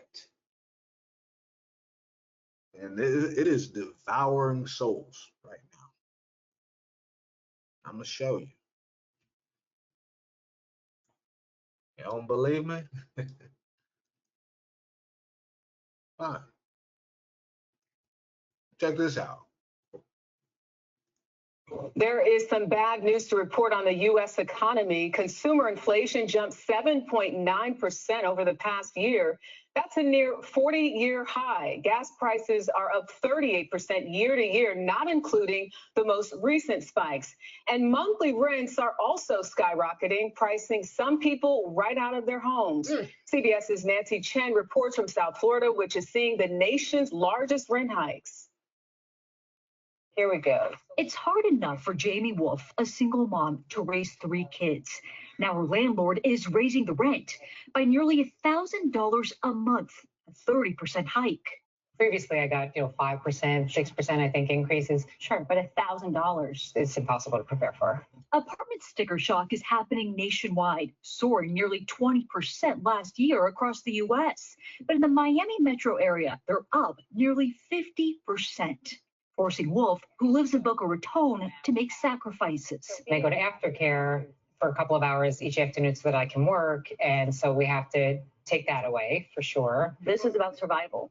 Diana Stanley runs the Lord's Place in West Palm Beach, which helps homeless people and those on the brink. They're scared. They have tapped into everything they could tap into. Among those seeking help, Anna, who didn't want to give her last name. She says her rent doubled, and with few options, she may have to call her car home. You have to have a place to live. You have to have a place to bathe. I can see how hard this has been for you. Yeah. We are all holding our breath saying, when will this end? The end may not be in sight, and Stanley worries it may soon get much worse. We are going to have a massive increase in homelessness. I don't even think we have reached the tip of the iceberg on this. I do not think we have. And that's what scares all of us. Surging rents leading so many here feeling priced out and left out. Bye, sweetie. Nancy Chen, CBS News, West Palm Beach, Florida. Hey, it's happening. Are you paying attention? It's happening. Intense demand and diminishing supply have sent home prices soaring, and there's collateral damage from the housing shortage, record rent increases. CNN's Vanessa Yurkevich is live for us in Miami. How tough is this renters market? Extremely tough, Brianna. We are seeing record rental prices across the United States, no more so than here in the state of Florida. Miami seeing a 58% increase on rent on average in just the last 2 years. That is pricing Floridians out of their homes and into this extremely competitive rental market. Lists and lists and lists. Laura Gilmain and her daughter Carson have 30 days to find a new home. How many properties do you think you've explored? Thousands. For 3 years, Gilmain has been paying $2,100 a month for this 3-bedroom in Palm Beach Gardens, Florida. But last month, she got a letter from her landlord. Due to unforeseen circumstances, her new rent, $3,200 a month. An attorney for her landlord tells CNN rising property taxes and mortgage rates are to blame. I freaked out. We can't afford, can't do it. There's a housing affordability crisis. Home prices are sky high, forcing more Americans into a competitive rental market. Gilmaine, a single mom and disabled veteran, is reliant on rental assistance from Housing and Urban Development, or HUD. She already had fewer options, but now landlords looking to capitalize on rising rents are less willing to accept the strict guidelines of her rental voucher. How critical is the HUD voucher? Not even accepting vouchers. Hey, the Most High said, you follow him, he's got you. You don't follow him, oh, you're going to exhaust every option and all options will be shut down. Your existence. That is our existence. Without it, we would be homeless. Rents are rising across the country, up a record nearly 20% on average in 2 years. Double that in cities like Memphis, Tampa, and Riverside, California. But the Miami Palm Beach area tops them all at 58%, nearly 3 times the national average. When there's a hurricane, it's illegal for gas stations to jack up the prices. Why is there not a cap in the state of Florida? Why am I looking at a 43% increase? In fact, it's illegal in Florida to impose rent controls. It actually gives me a lot of anxiety. Sarah Espinosa is facing a 106% increase on her rent in Coral Gables, Florida. For 22 years, she's called this 3-bedroom home. She raised her son here. She says the $1,700 she pays in rent is below market value, but the $3,500 her new landlord is charging is out of her budget. It's not reasonable at all. I guess right now everybody's just price gouging because people need somewhere to live. She set a new budget of $2,800. This week, she found an apartment right next door, but it's smaller and over budget by $400. How does that rationalize in your mind? It doesn't. It doesn't rationalize at all. And I just think it's very unfair. It makes me upset. Do you know how many people have reached out? For Laura and Carson, their search continues with no prospects in sight. So where does that put you? Puts me on the street. Now, just a couple of states have rent protections in place, rent controls in place. The majority do not, including right here in the state of Florida. But Brianna, with high inflation and increased demand, analysts we spoke to say, unfortunately, we can only expect rents to rise even more. Brianna? Yeah, this is the squeeze that we are seeing, and so many people are suffering. Vanessa, thank you for that great report. We do appreciate it. And you know who's going to suffer the most? The widows and the fatherless. Did you notice there wasn't a father in sight? That's who's about to suffer. I'll open my doors.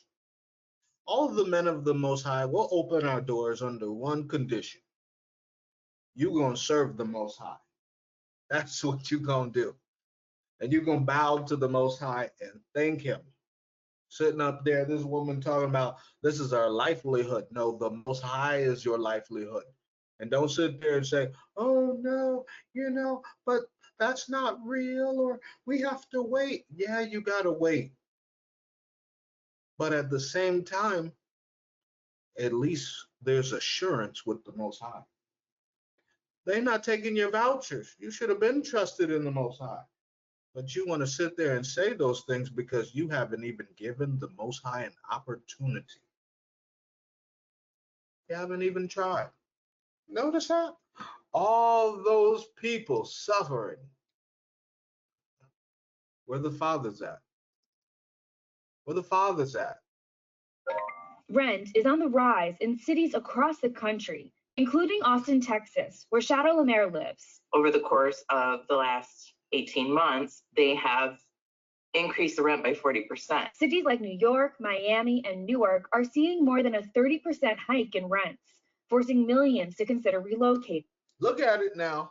Pay attention, because this ain't going to stop. It's going to keep on going. That's a six. Remember now, he said they creating a useless class. If you homeless, you useless. Right? Oh, we're right on track, Minister Yashab. We're right on track. This is not a game. This is not going away. If you get out, you're out. They are creating a useless, knowing that these single parents cannot get houses by themselves. Right? They don't got jobs good enough. They don't got credit good enough to get a house. So what this is going to do? This is going to push people into the worst of areas. Drugs, poverty, prostitution, human trafficking for the children, because the children is the one being affected. Do you notice that? Formula, abortion, now they're showing the children, right? And it won't be but too long where CPS come and say, you can't take care of your child, give them to me. Boy, you better serve the Most High real quick. Tell it, you better get in tune, people better get in tune with the great one above really quickly. Put all that pride aside and all that foolish learning and get right quickly.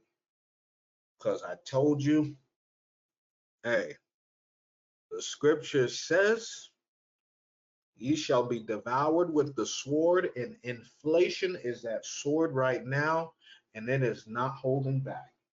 He's cut.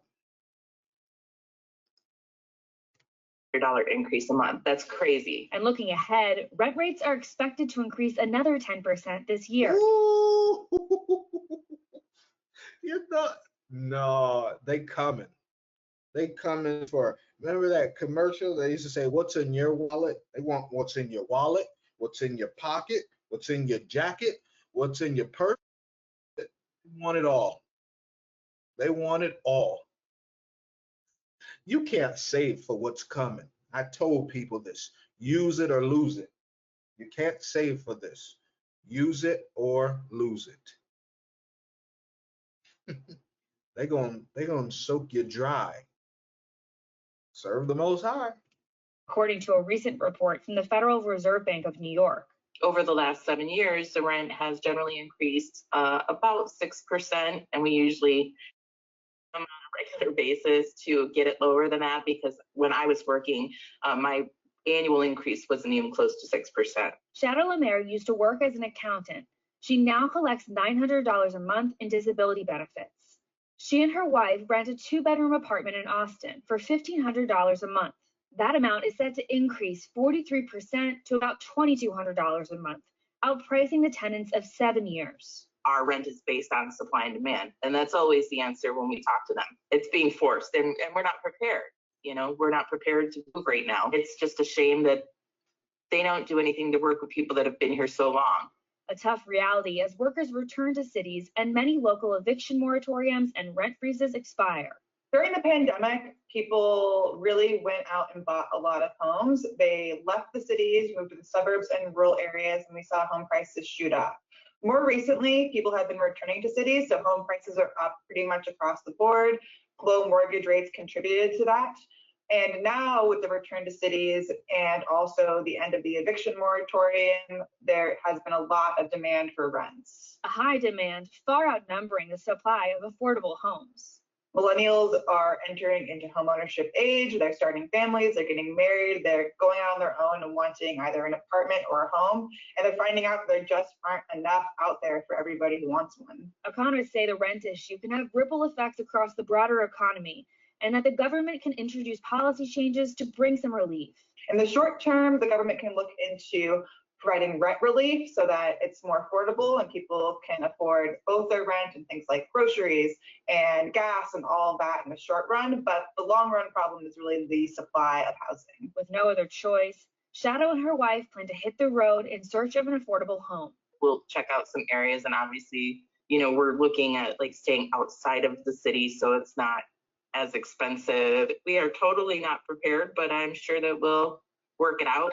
So I should note, a lot of these major cities did offer deals back in 2020 when a lot of people were leaving the cities and landlords were struggling to find renters, right? And this is an examination of the year-over-year increase. But an increase in rent broadly across the country is a huge issue right now. And part of that's because of the lack of new homes on the market and population growth. Take a look at this. The federal mortgage lender Freddie Mac found that the market only added 65,000 new homes back in 2020. And that compares to back in the late 70s, there were about 400,000 new homes built a year. And during that same time period, the population increased about 100 million people. And obviously, it's not one person living in every household, but you kind of get a picture and perspective of how different the market looks like than it did in the past. Gabe? Now, thanks for watching our YouTube channel. Now, hey, you thought it was bad. Check this out. The Fed will raise rates in the week ahead. What rates are you talking about, Minister Yashab? They're about to raise the interest rates again. You want to serve the Most High yet? What you waiting for? Hey, but remember, don't come because you were forced from inflation. It better be willingly. It better be through consent, not because you were forced, because he's gonna laugh at you. You don't believe me? You're being too mean. You're being too mean. You don't believe me that the Most High will laugh at you? Proverbs 1:26. I also will laugh at your calamity. I will mock when your fear cometh. When your fear cometh as desolation, because you can't afford to live anywhere, and your destruction cometh as a whirlwind, when distress and anguish come upon you, inflation of your rent, inflation of your debt, inflation of your car payment, inflation of the food, inflation of the gas, then they shall call upon me, but I, the great I am, will not answer. You gonna play with God? God's gonna make sure he got you. He got you. He got you. Oh, you thought they shall seek me early, but they shall not find me. Oh, wait, you thought maybe just right after COVID that you was gonna start and get your life together? Or you still gonna have to go through something. That's true, and he's still going to allow you to go through this. Prove yourself to the Most High. Most High don't got to prove nothing to us. Don't ever forget it. He is the creator. We are the creation. He owes nothing to us. He gave us life. We owe everything to him. So yeah, time is running out. And yeah, all those who come into the truth late, hey, you know what? Praise the Most High, you came into the truth. But do understand, you're going to have to get your behind spanked by the Most High too. You're going to have to endure some of this. As for us who've been in this for a little plus 13 years, 12 years, 10 years plus, we've been telling people worldwide, I have messages of people telling me, "Oh, what you said, years ago, it happened. It's happening." Hey, serve the Most High. Woo, woo, woo. You thought it's getting bad. You haven't seen nothing. They about to raise it again. They gonna keep doing this, and again, and again, and again. There is no breaks. This is complete judgment. Babylon is fallen, and everyone who loves this system is falling with it. You better hurry up and be serious and willing to listen to everything the Almighty said. If you coming new into the truth, hey, and I'm gonna say new into the truth, if you coming from the truth from 2019, shut up and learn. Don't look to read nothing else. Don't look to find out anything else. Don't be distracted by Instagram or TikTok or all the other social medias, Twitter, Facebook, whatever. Shut up and learn because you're late. Now, Christ did say the prodigal child, some people can come in late. That does not mean all people. That does not mean all people. But remember that prodigal child that came back, he admitted he was wrong. And he said, I'm ready to make my wrongs right. And he did the works. So shut up and work. Shut up and learn. Because there is no breaks on this. And Babylon is falling. You ain't never seen a fall like this. You know how you can tell you ain't never seen nothing like this? You went from the chicken, you went from the grains, the wheat, you went from the baby formula. They doing shortages in California and different states, making sure people don't use water, and they using too much shower water and faucet water and toilet water. So they charging and shutting off people's water. They shutting off people's electric. You ain't never seen a fall like this. Let's not forget, every winter you got a blizzard. Oh well, if you got a house and you ain't got no oil for the winter, you better hurry up because that inflation gonna hit you rock bottom. And guess what? People in houses gonna freeze to death too. They're gonna freeze because what? You gonna put gas in your car or in your house? Can you imagine if it's at the pump? What do you think is gonna be in your house? It's over. It's over. It's finished. There's nothing left here. At this point, we just wait until them bombs drop. That's what we're waiting for. We're waiting for it. So get yourself together. Don't let no one lie to you. Look what's happening. Wait a second. June 9th, mortgage rates are gonna move higher ahead of Federal Reserve meeting. 30-year fixed average increase for the first time in a month, rising to 5.23 interest rates. And they're not finished. They're not finished.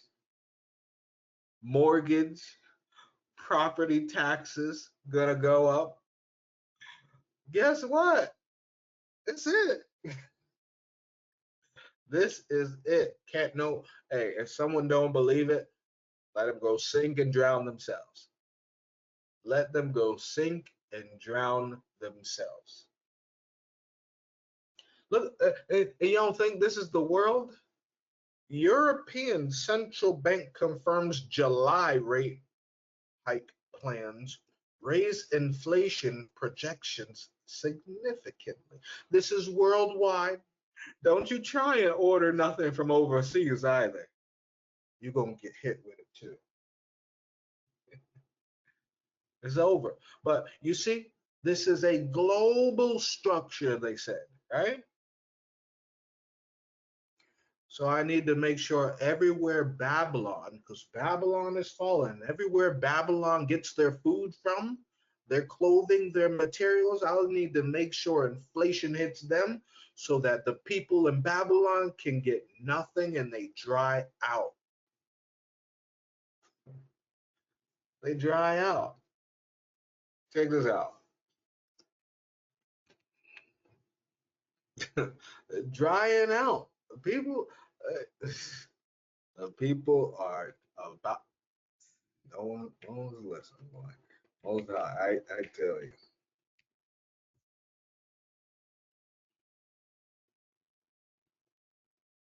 And they gonna sit there and keep on saying Russia, Russia, Russia. Enough. Come on now. Come on now. Look what they said, but they ain't sharing with you. This is the pandemic. What's the pandemic? Food shortage, just as deadly as the global pandemic. It's over. It's over. We just waiting for Christ right now. We just waiting for the bombs. We waiting for the beast, and we waiting for Christ. Because Babylon is fallen. If your mind is still on anything in Babylon, you're just a dead man or woman walking. At this point, I pay your bills, but don't even care. Just keep it moving. Just keep it moving. Hey, use it or lose it. And yes, that applies not only to your funds, but make sure you use your time wisely as well, because you're about to lose that too. Remember, hey, Minister Yeshab kept it real with you. I'm not teaching about, all kinds of different stuff, or who's this or who's that, flat this, flat that. Who is Nathaniel, and who got different skulls, and who's this nation and who's that nation. I'm teaching you what's here and what's about to come even faster. Right? Molding, what did I say? Molding a society to Satan's image. What is Satan's image? Useless. Because guess what? When you're in the body of Christ, when you're in the Most High, when you have the Holy Spirit, you know your purpose. Therefore, you are useful. The only useless people are Satan's people, because they're walking around with no sense of direction. That's called useless. This is all spiritual. You understand the Bible, you understand exactly who they're talking to. The useless class is the class of people who chose to follow Satan. The useless class are the people who chose to who refused the word of the Most High, who refused Christ. Those are the worthless people. Moving forward, verse 21 says, how's a faithful city become a harlot? It was full of judgment, righteousness lodged in it, but now murderers. And that's referring to our people. Think about it, right? Back in the day during this, and I just mentioned this in the last lesson, our Black communities, Black Wall Street, all the prominent places, that we created. And now look, everywhere you turn, there's a woman with no clothes. There's a young man with a gun ready to kill someone. There's a woman setting up a man, and then her boyfriend comes and kills that man. We used to be so beautiful. We used to want to help each other. People used to go and take care of other people's kids for no money. What happened?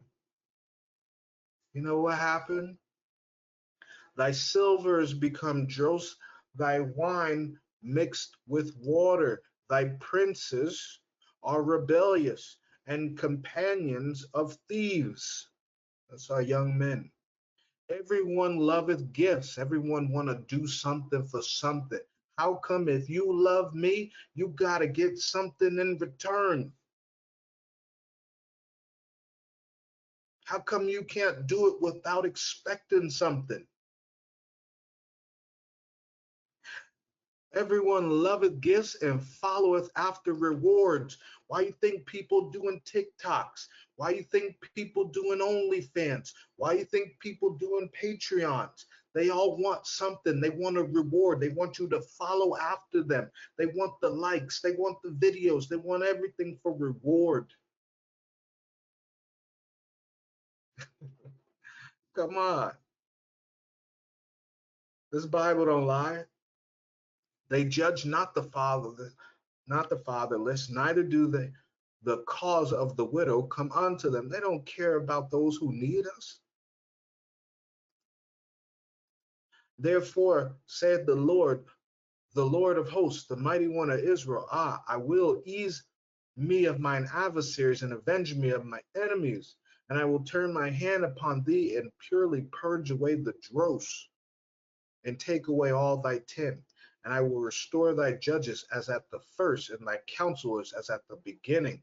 Afterward thou shalt be called the city of righteousness, the faithful city. Zion shall be redeemed with judgment, and her converts, which is Gentiles, with righteousness.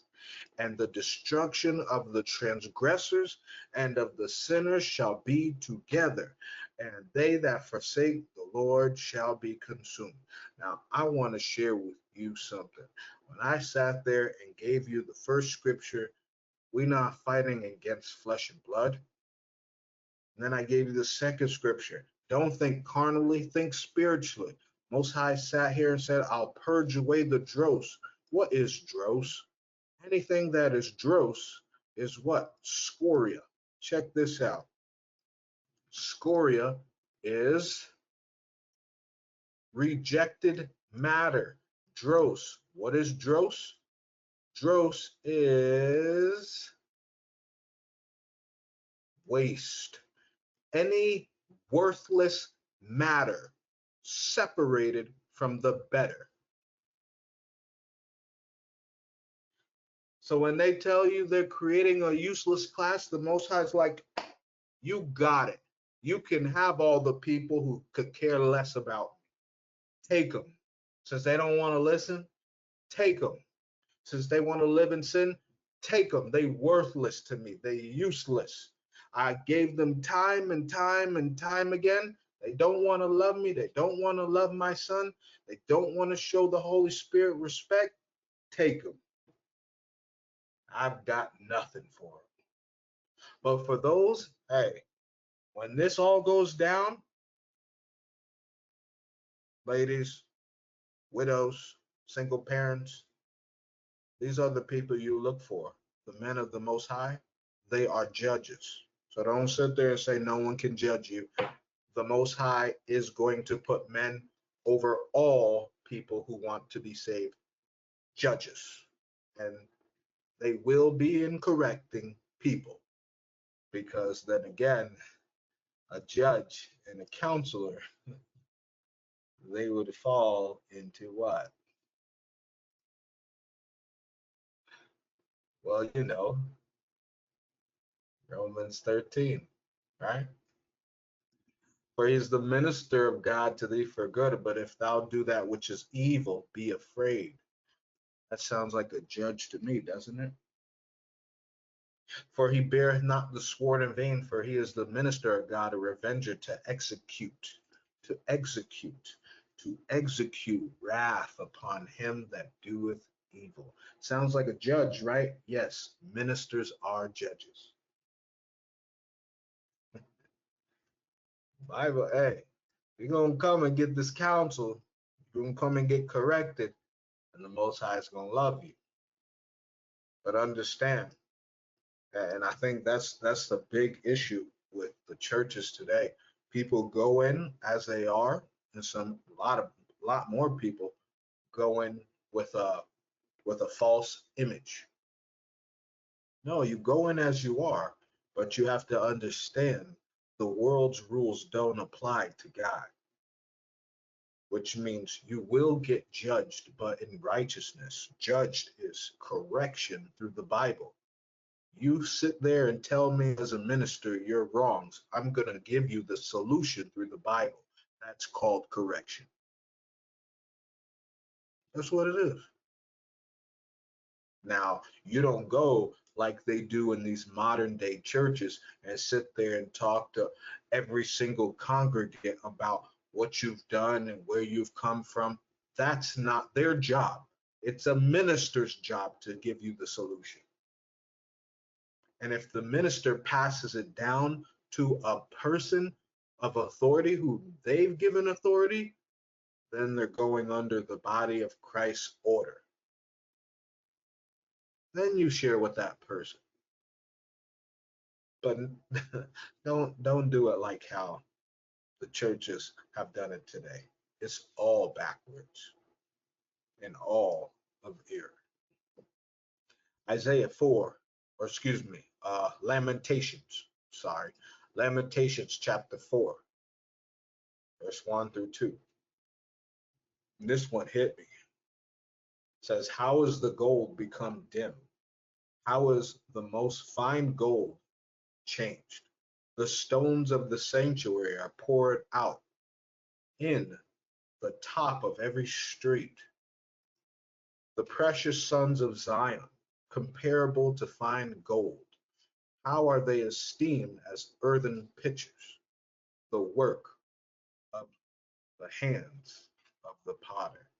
And this one really hit me because all my young men and brothers out there, originally God called us the fine gold. We are his fine gold. That means our standards, the men of Israel, our standards are above all. Meaning we set the tone, we set the standard, we set the mood for the environment, whether it's family, whether it's through the house, whether it's to get-togethers or gatherings. We set the mood, and everyone else is supposed to follow. The reason our are broken down is because the leaders are broken down. The stones. How can the gold become dim? The stones of the sanctuary are poured out all over the street. It's because we're all over the place. But don't worry. He's chosen 144,000 ministers worldwide to do the job. And we're doing it. In Ezekiel 22.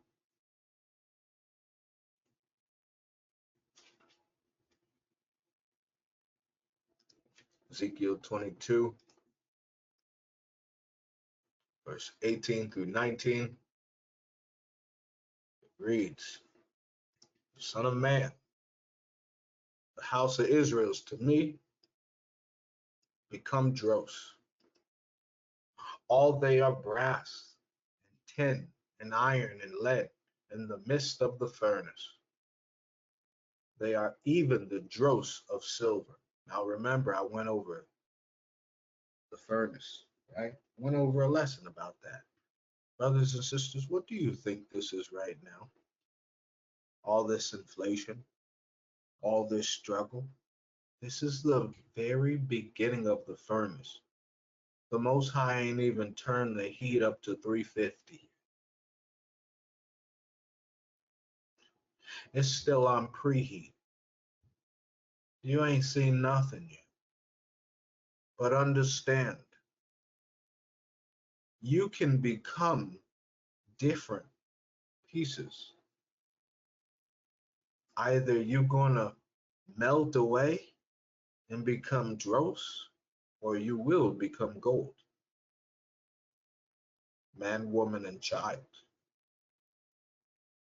I pray we all become gold.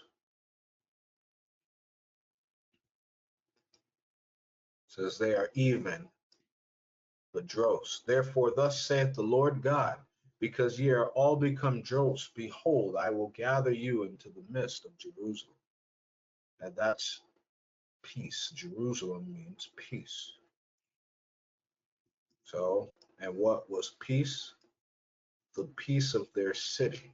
Because why would he gather uselessness into a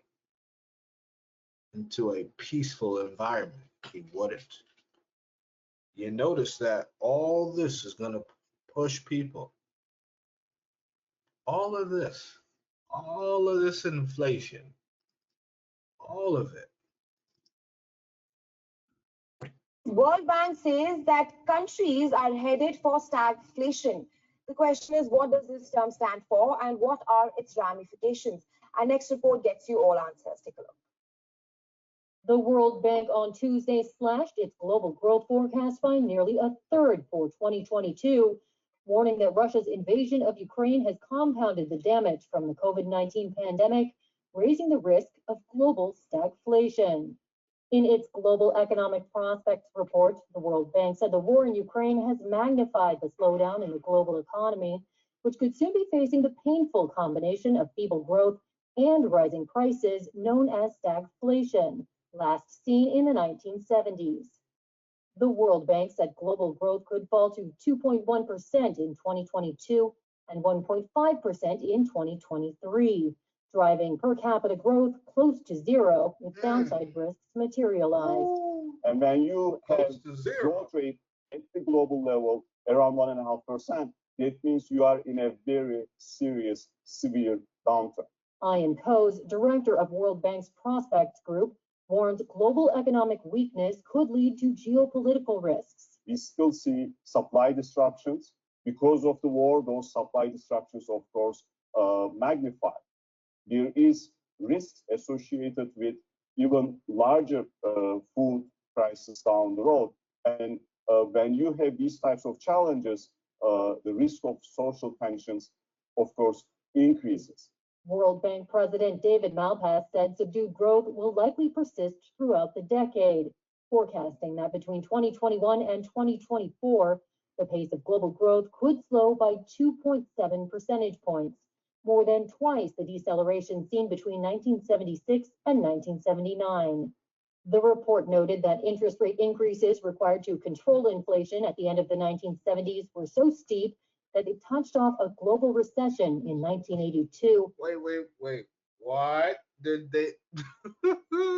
They just told on themselves. Did you hear it? Did you hear it? Run it back real quick. 1979. The report noted that interest rate increases required to control inflation at the end of the 1970s were so steep. Interest rate increases were used to control inflation. This ain't getting better. Buckle up. Buckle up.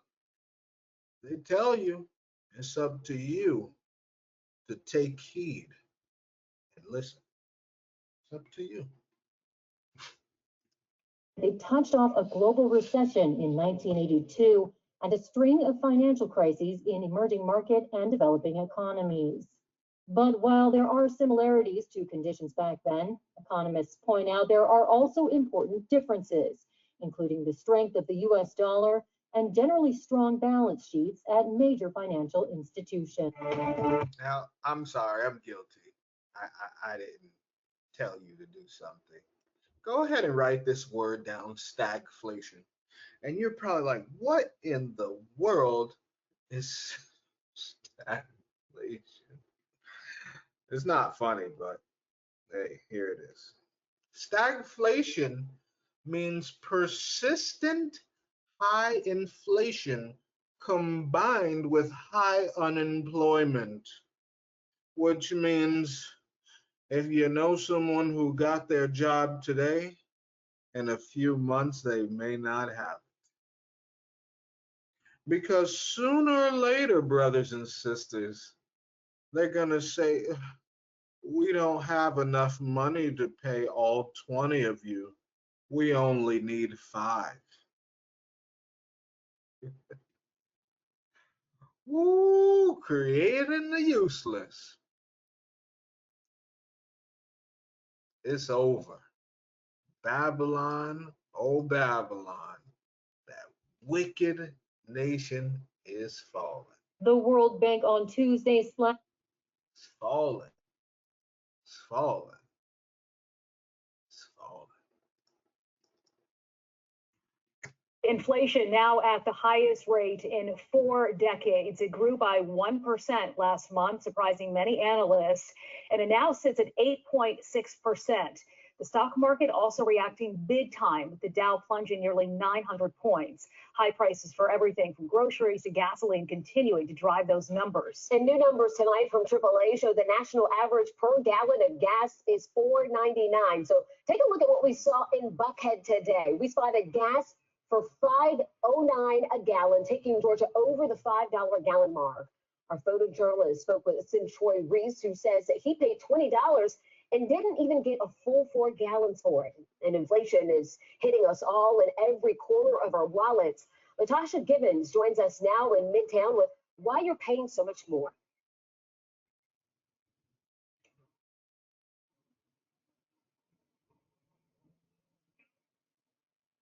The inflation report is alarming, and many financial advisors say we are just steps away from a recession.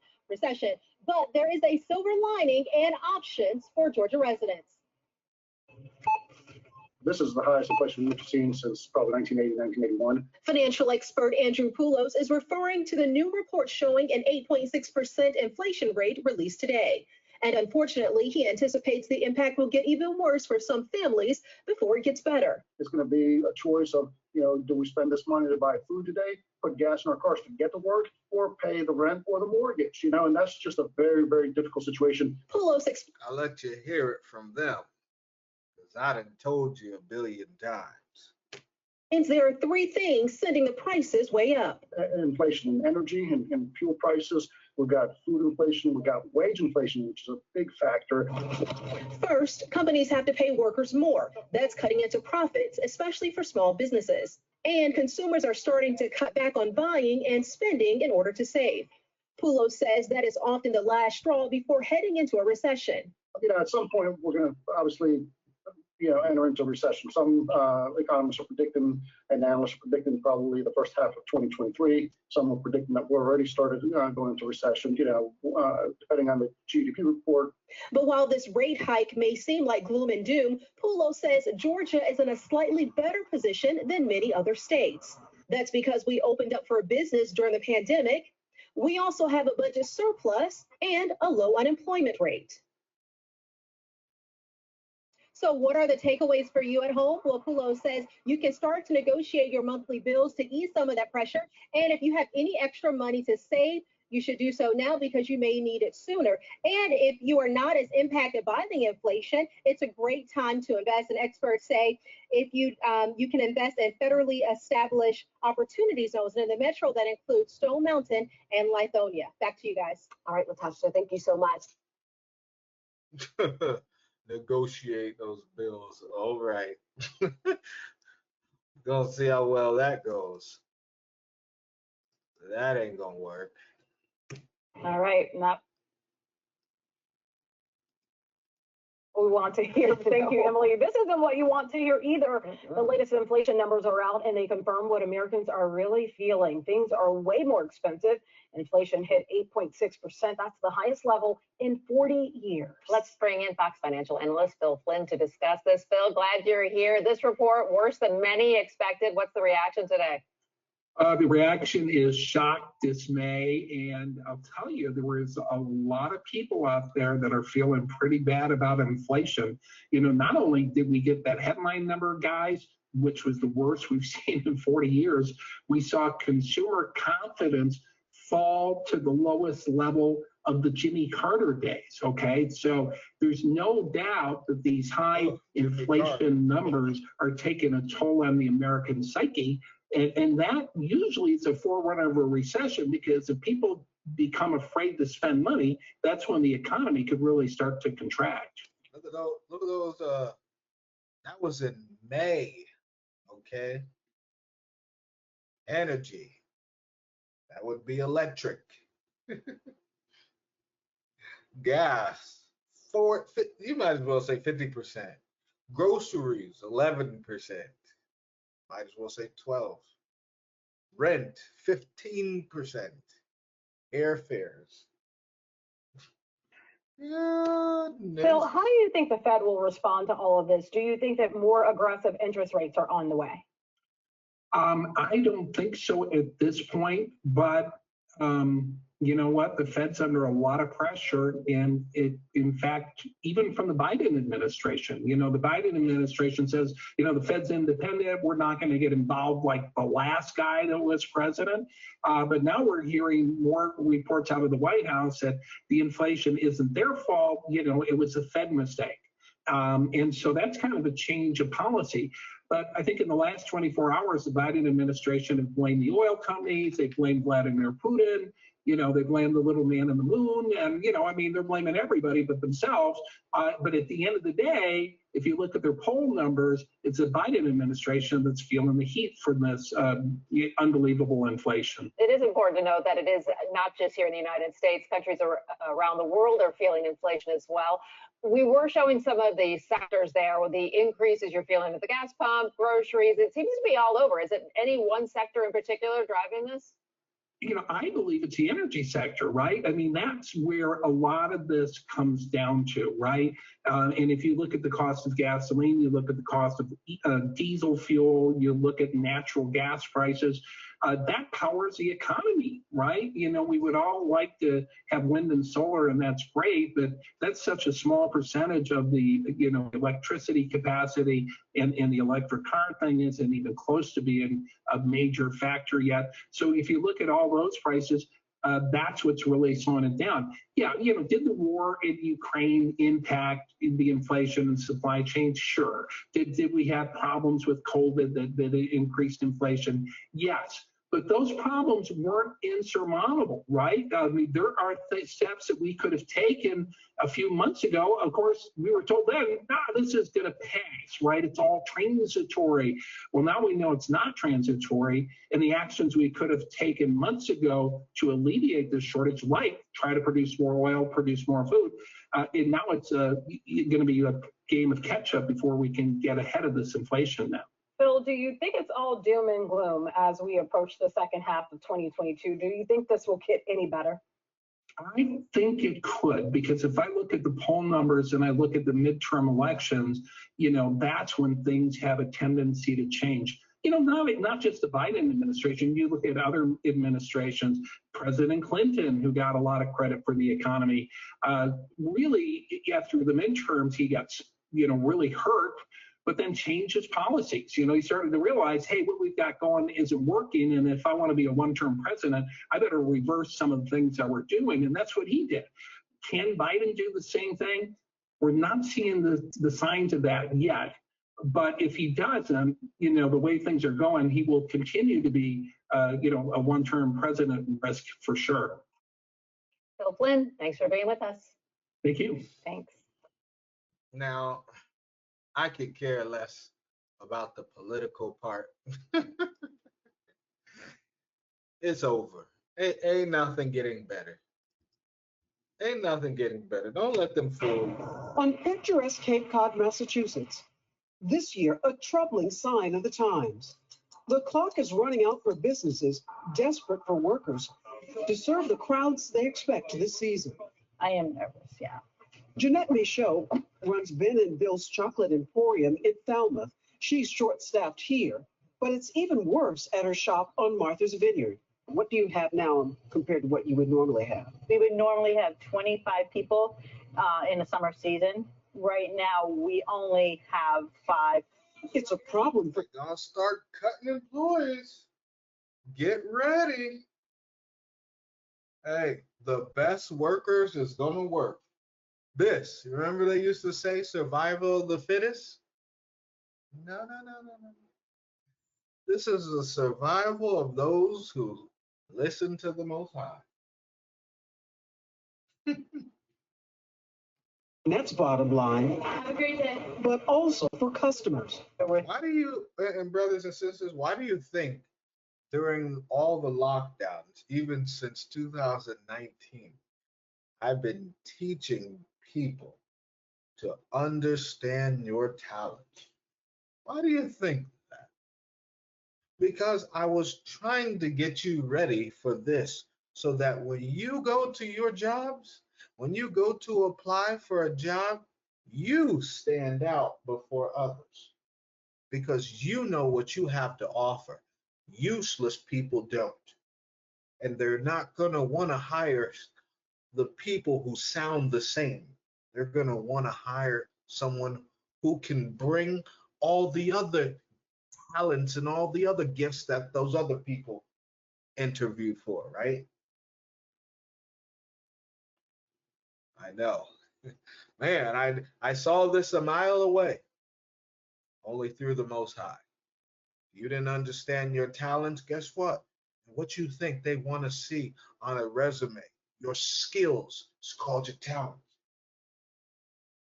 And what you think you do when you go into the interview or when you have a video interview, you show some of them talents. You let them know why you're better. Of course, the Most High is in control, but it is survival of the fittest. It's either show up or get out. That's what it is. Of maybe closing a couple days a week. And it's not just Massachusetts. Nationwide, summer resort communities are struggling to fill jobs. From Maine, the Shoreline Explorer trolleys, vital transportation for tourists, now slashing most of its routes. Why? Not enough drivers. To Michigan, at Mission Point Resort on Mackinac Island, they're so short-staffed, bosses now stepping into positions they simply couldn't fill. This weekend, I will be helping doing luggage and baggage. And along the California coast, Giovanni's Fish Market in Morro Bay, offering about $20 an hour and still searching. We've never had this many job openings ever in history. So why has it been so hard to get help?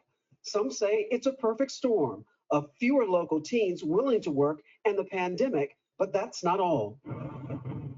Back on Cape Cod, like everywhere else, tighter restrictions on visas mean a lot fewer international workers, and now record housing shortages for seasonal hires means tourists may find it's not business as usual, but even higher prices.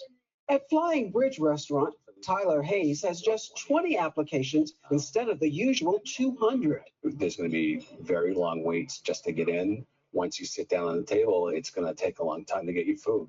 People are bracing themselves. You just have to kind of pick your times and figure out when they're going to be open. The prices are so high, still some are hopeful. Cape Codders are a hardy bunch, and they will adapt and they'll figure out how to provide those services. Tourists are coming. So is the scramble to give them what they're used to. Brahima Ellis, NBC News, Falmouth, Massachusetts. Hey, I'm going to tell you like it is, brothers and sisters. You're best to go and be a pilgrim just like the Most High said. Sell what you got and go. Because guess what? Would you prefer to sell your things and use that money as an asset for you? Or would you prefer to be choked out through inflation. And then when you want to go sell your things, nobody want it. You better be wise. You better be wise. You better be wise. Because these are the times. The last video of the night. Oil prices climbing this morning. Brent and West Texas Intermediate both up about half of a dollar per barrel, $1.19, $1.20 for Brent, $1.19 for West Texas Intermediate. This is the national average for a gallon of regular unleaded, hitting an all-time high this morning of 4. Now, this was a few days ago. As you've seen, the gas is about $5 everywhere in Babylon. So this was on the 7th, I want to say. But this video is not about the gas, share with you, or at least the prices, so to speak. And 86 cents a gallon. Diesel at another new record high, $5.64 a gallon today. Joining me now, the chairman and CEO of United Refining Company, Aristides and D'Agostino Foods, also the Red Apple Group Chief, John Catsimatidis. John, will this only get worse for the American people? It will get worse, which is very, very sad. It doesn't have to happen. As I said before last week, I said it last week, a recession does not have to happen. It is going to get worse. It will get worse. Remember that. Well, what the obsession that President Biden has with not turning on the spigots in North America, in Canada, Alaska, and let America, North America, we have 100 years worth of oil. Let them open up the spigots, and the price of crude oil will come back down to 55, 60, maybe 65, half. Nobody can understand. All the people I talk to, nobody can understand why this obsession with North America. He wants to fly to Saudi Arabia and beg the Saudi Arabians to give us another 500,000 barrels at $120 a barrel. Does that make any sense at all? It makes no sense. And what's going to happen? He wants to force the, and I disagree with our own economists, that our own friends, that they will raise the interest rates by the Fed, because what's going to happen? Instead of bringing down the price of oil and controlling recession, increase the price of interest rates, and guess what? It'll wipe out the real estate industry. It'll wipe out everything else in America. Whoop, everything about to be reset. Wiping it out. Somebody is on a path to try to destruct America, and somebody has to say, guys, enough is enough. I hope you heard it. Babylon is falling. They destroying Babylon as you know it. It's over. It is over. It's never coming back. You're never getting the old normal. Got a piece, got a bing, got a boom. It's over. It's finished. Finito. Hey, go to the wake of Babylon. Hey, it's over. It's over. No eulogies needed. It's finished. The only question is for you, brothers and sisters, is are you going to die with it too? That's the final question. Have enough common sense, Democratic senators, to say enough is enough. Why are we destroying America? You know what the cost has been to the American people because of the rising gas prices, the cost of the rising food prices? It's going to go even higher with $120 oil. It's going to go even higher. I am begging. John, especially with... I'll finish my sentence, sir. I'm begging the White House. I am begging President Biden. Enough is enough. I'm begging the Democratic senators. Enough is enough. turn on the spigots in North America. Don't go and beg Iran for crude oil for $120, make them richer. Don't beg Saudi Arabia for crude oil. Don't beg Venezuela for crude oil. We have it. What? And nobody can understand it. I agree with you. Nobody can understand it. Not even nobody in America can understand it. People who are suffering and whose standard of living is collapsed because of just the cost of fuel, and particularly diesel. John, before we go, talk about, particularly as a manager of multiple businesses, grocery stores, just how insidious inflation is to all businesses in terms of being able to manage it, and just what it's like in the grocery stores that you operate, and what you anticipate, particularly with diesel at every day at new all-time highs. 70% of all transportation to grocery stores in the whole country is made by truck, and they use diesel fuel. And also our factories that make the food, that process the food, is diesel fuel. The price of diesel fuel went double, and it's going to go even higher. So what does that mean? The food price is going to go even higher unless we grab control. And forget about, it's not the problem of the food company. It all goes back to the rising prices of oil, crude oil, and what's happening in America today. And we're transferring our wealth in America to foreign countries. That's what we're doing. And John, it started the first. That's right, because they gave all them billions to Ukraine. And your people in Babylon are hurting, getting evicted left and right, mortgage up. You giving $1 billion. Boy, fallen is fallen. But remember what Kamala Harris said. It's our job to make sure the people understand that this is what you wanted. And you got what you wanted. That Joe Biden took office. And we all talked about it. That by crushing our energy sector, you hand our power and our prosperity to nations that hate us. And that's exactly what has gone on, and made working Americans poor in the process. Final word. It's just mind-boggling. Mind-boggling. If foreign nations elected Joe Biden, they couldn't have done a better job. John Katzman-Teddy, please come back. We'll see you again soon. China. Thank you. She is fallen. She is fallen, oh Babylon, that wicked nation, harlot of all, is fallen. All right, brothers and sisters, I'm going to leave it there. We got more videos. We got more juice, a lot more videos for you. I'm going to cut it off and give you a little taste. Just a little taste. And then for the Shabbat, we're going to finish this. And it's going to get real. All right. I love you all, brothers and sisters. Thank you for joining me once again.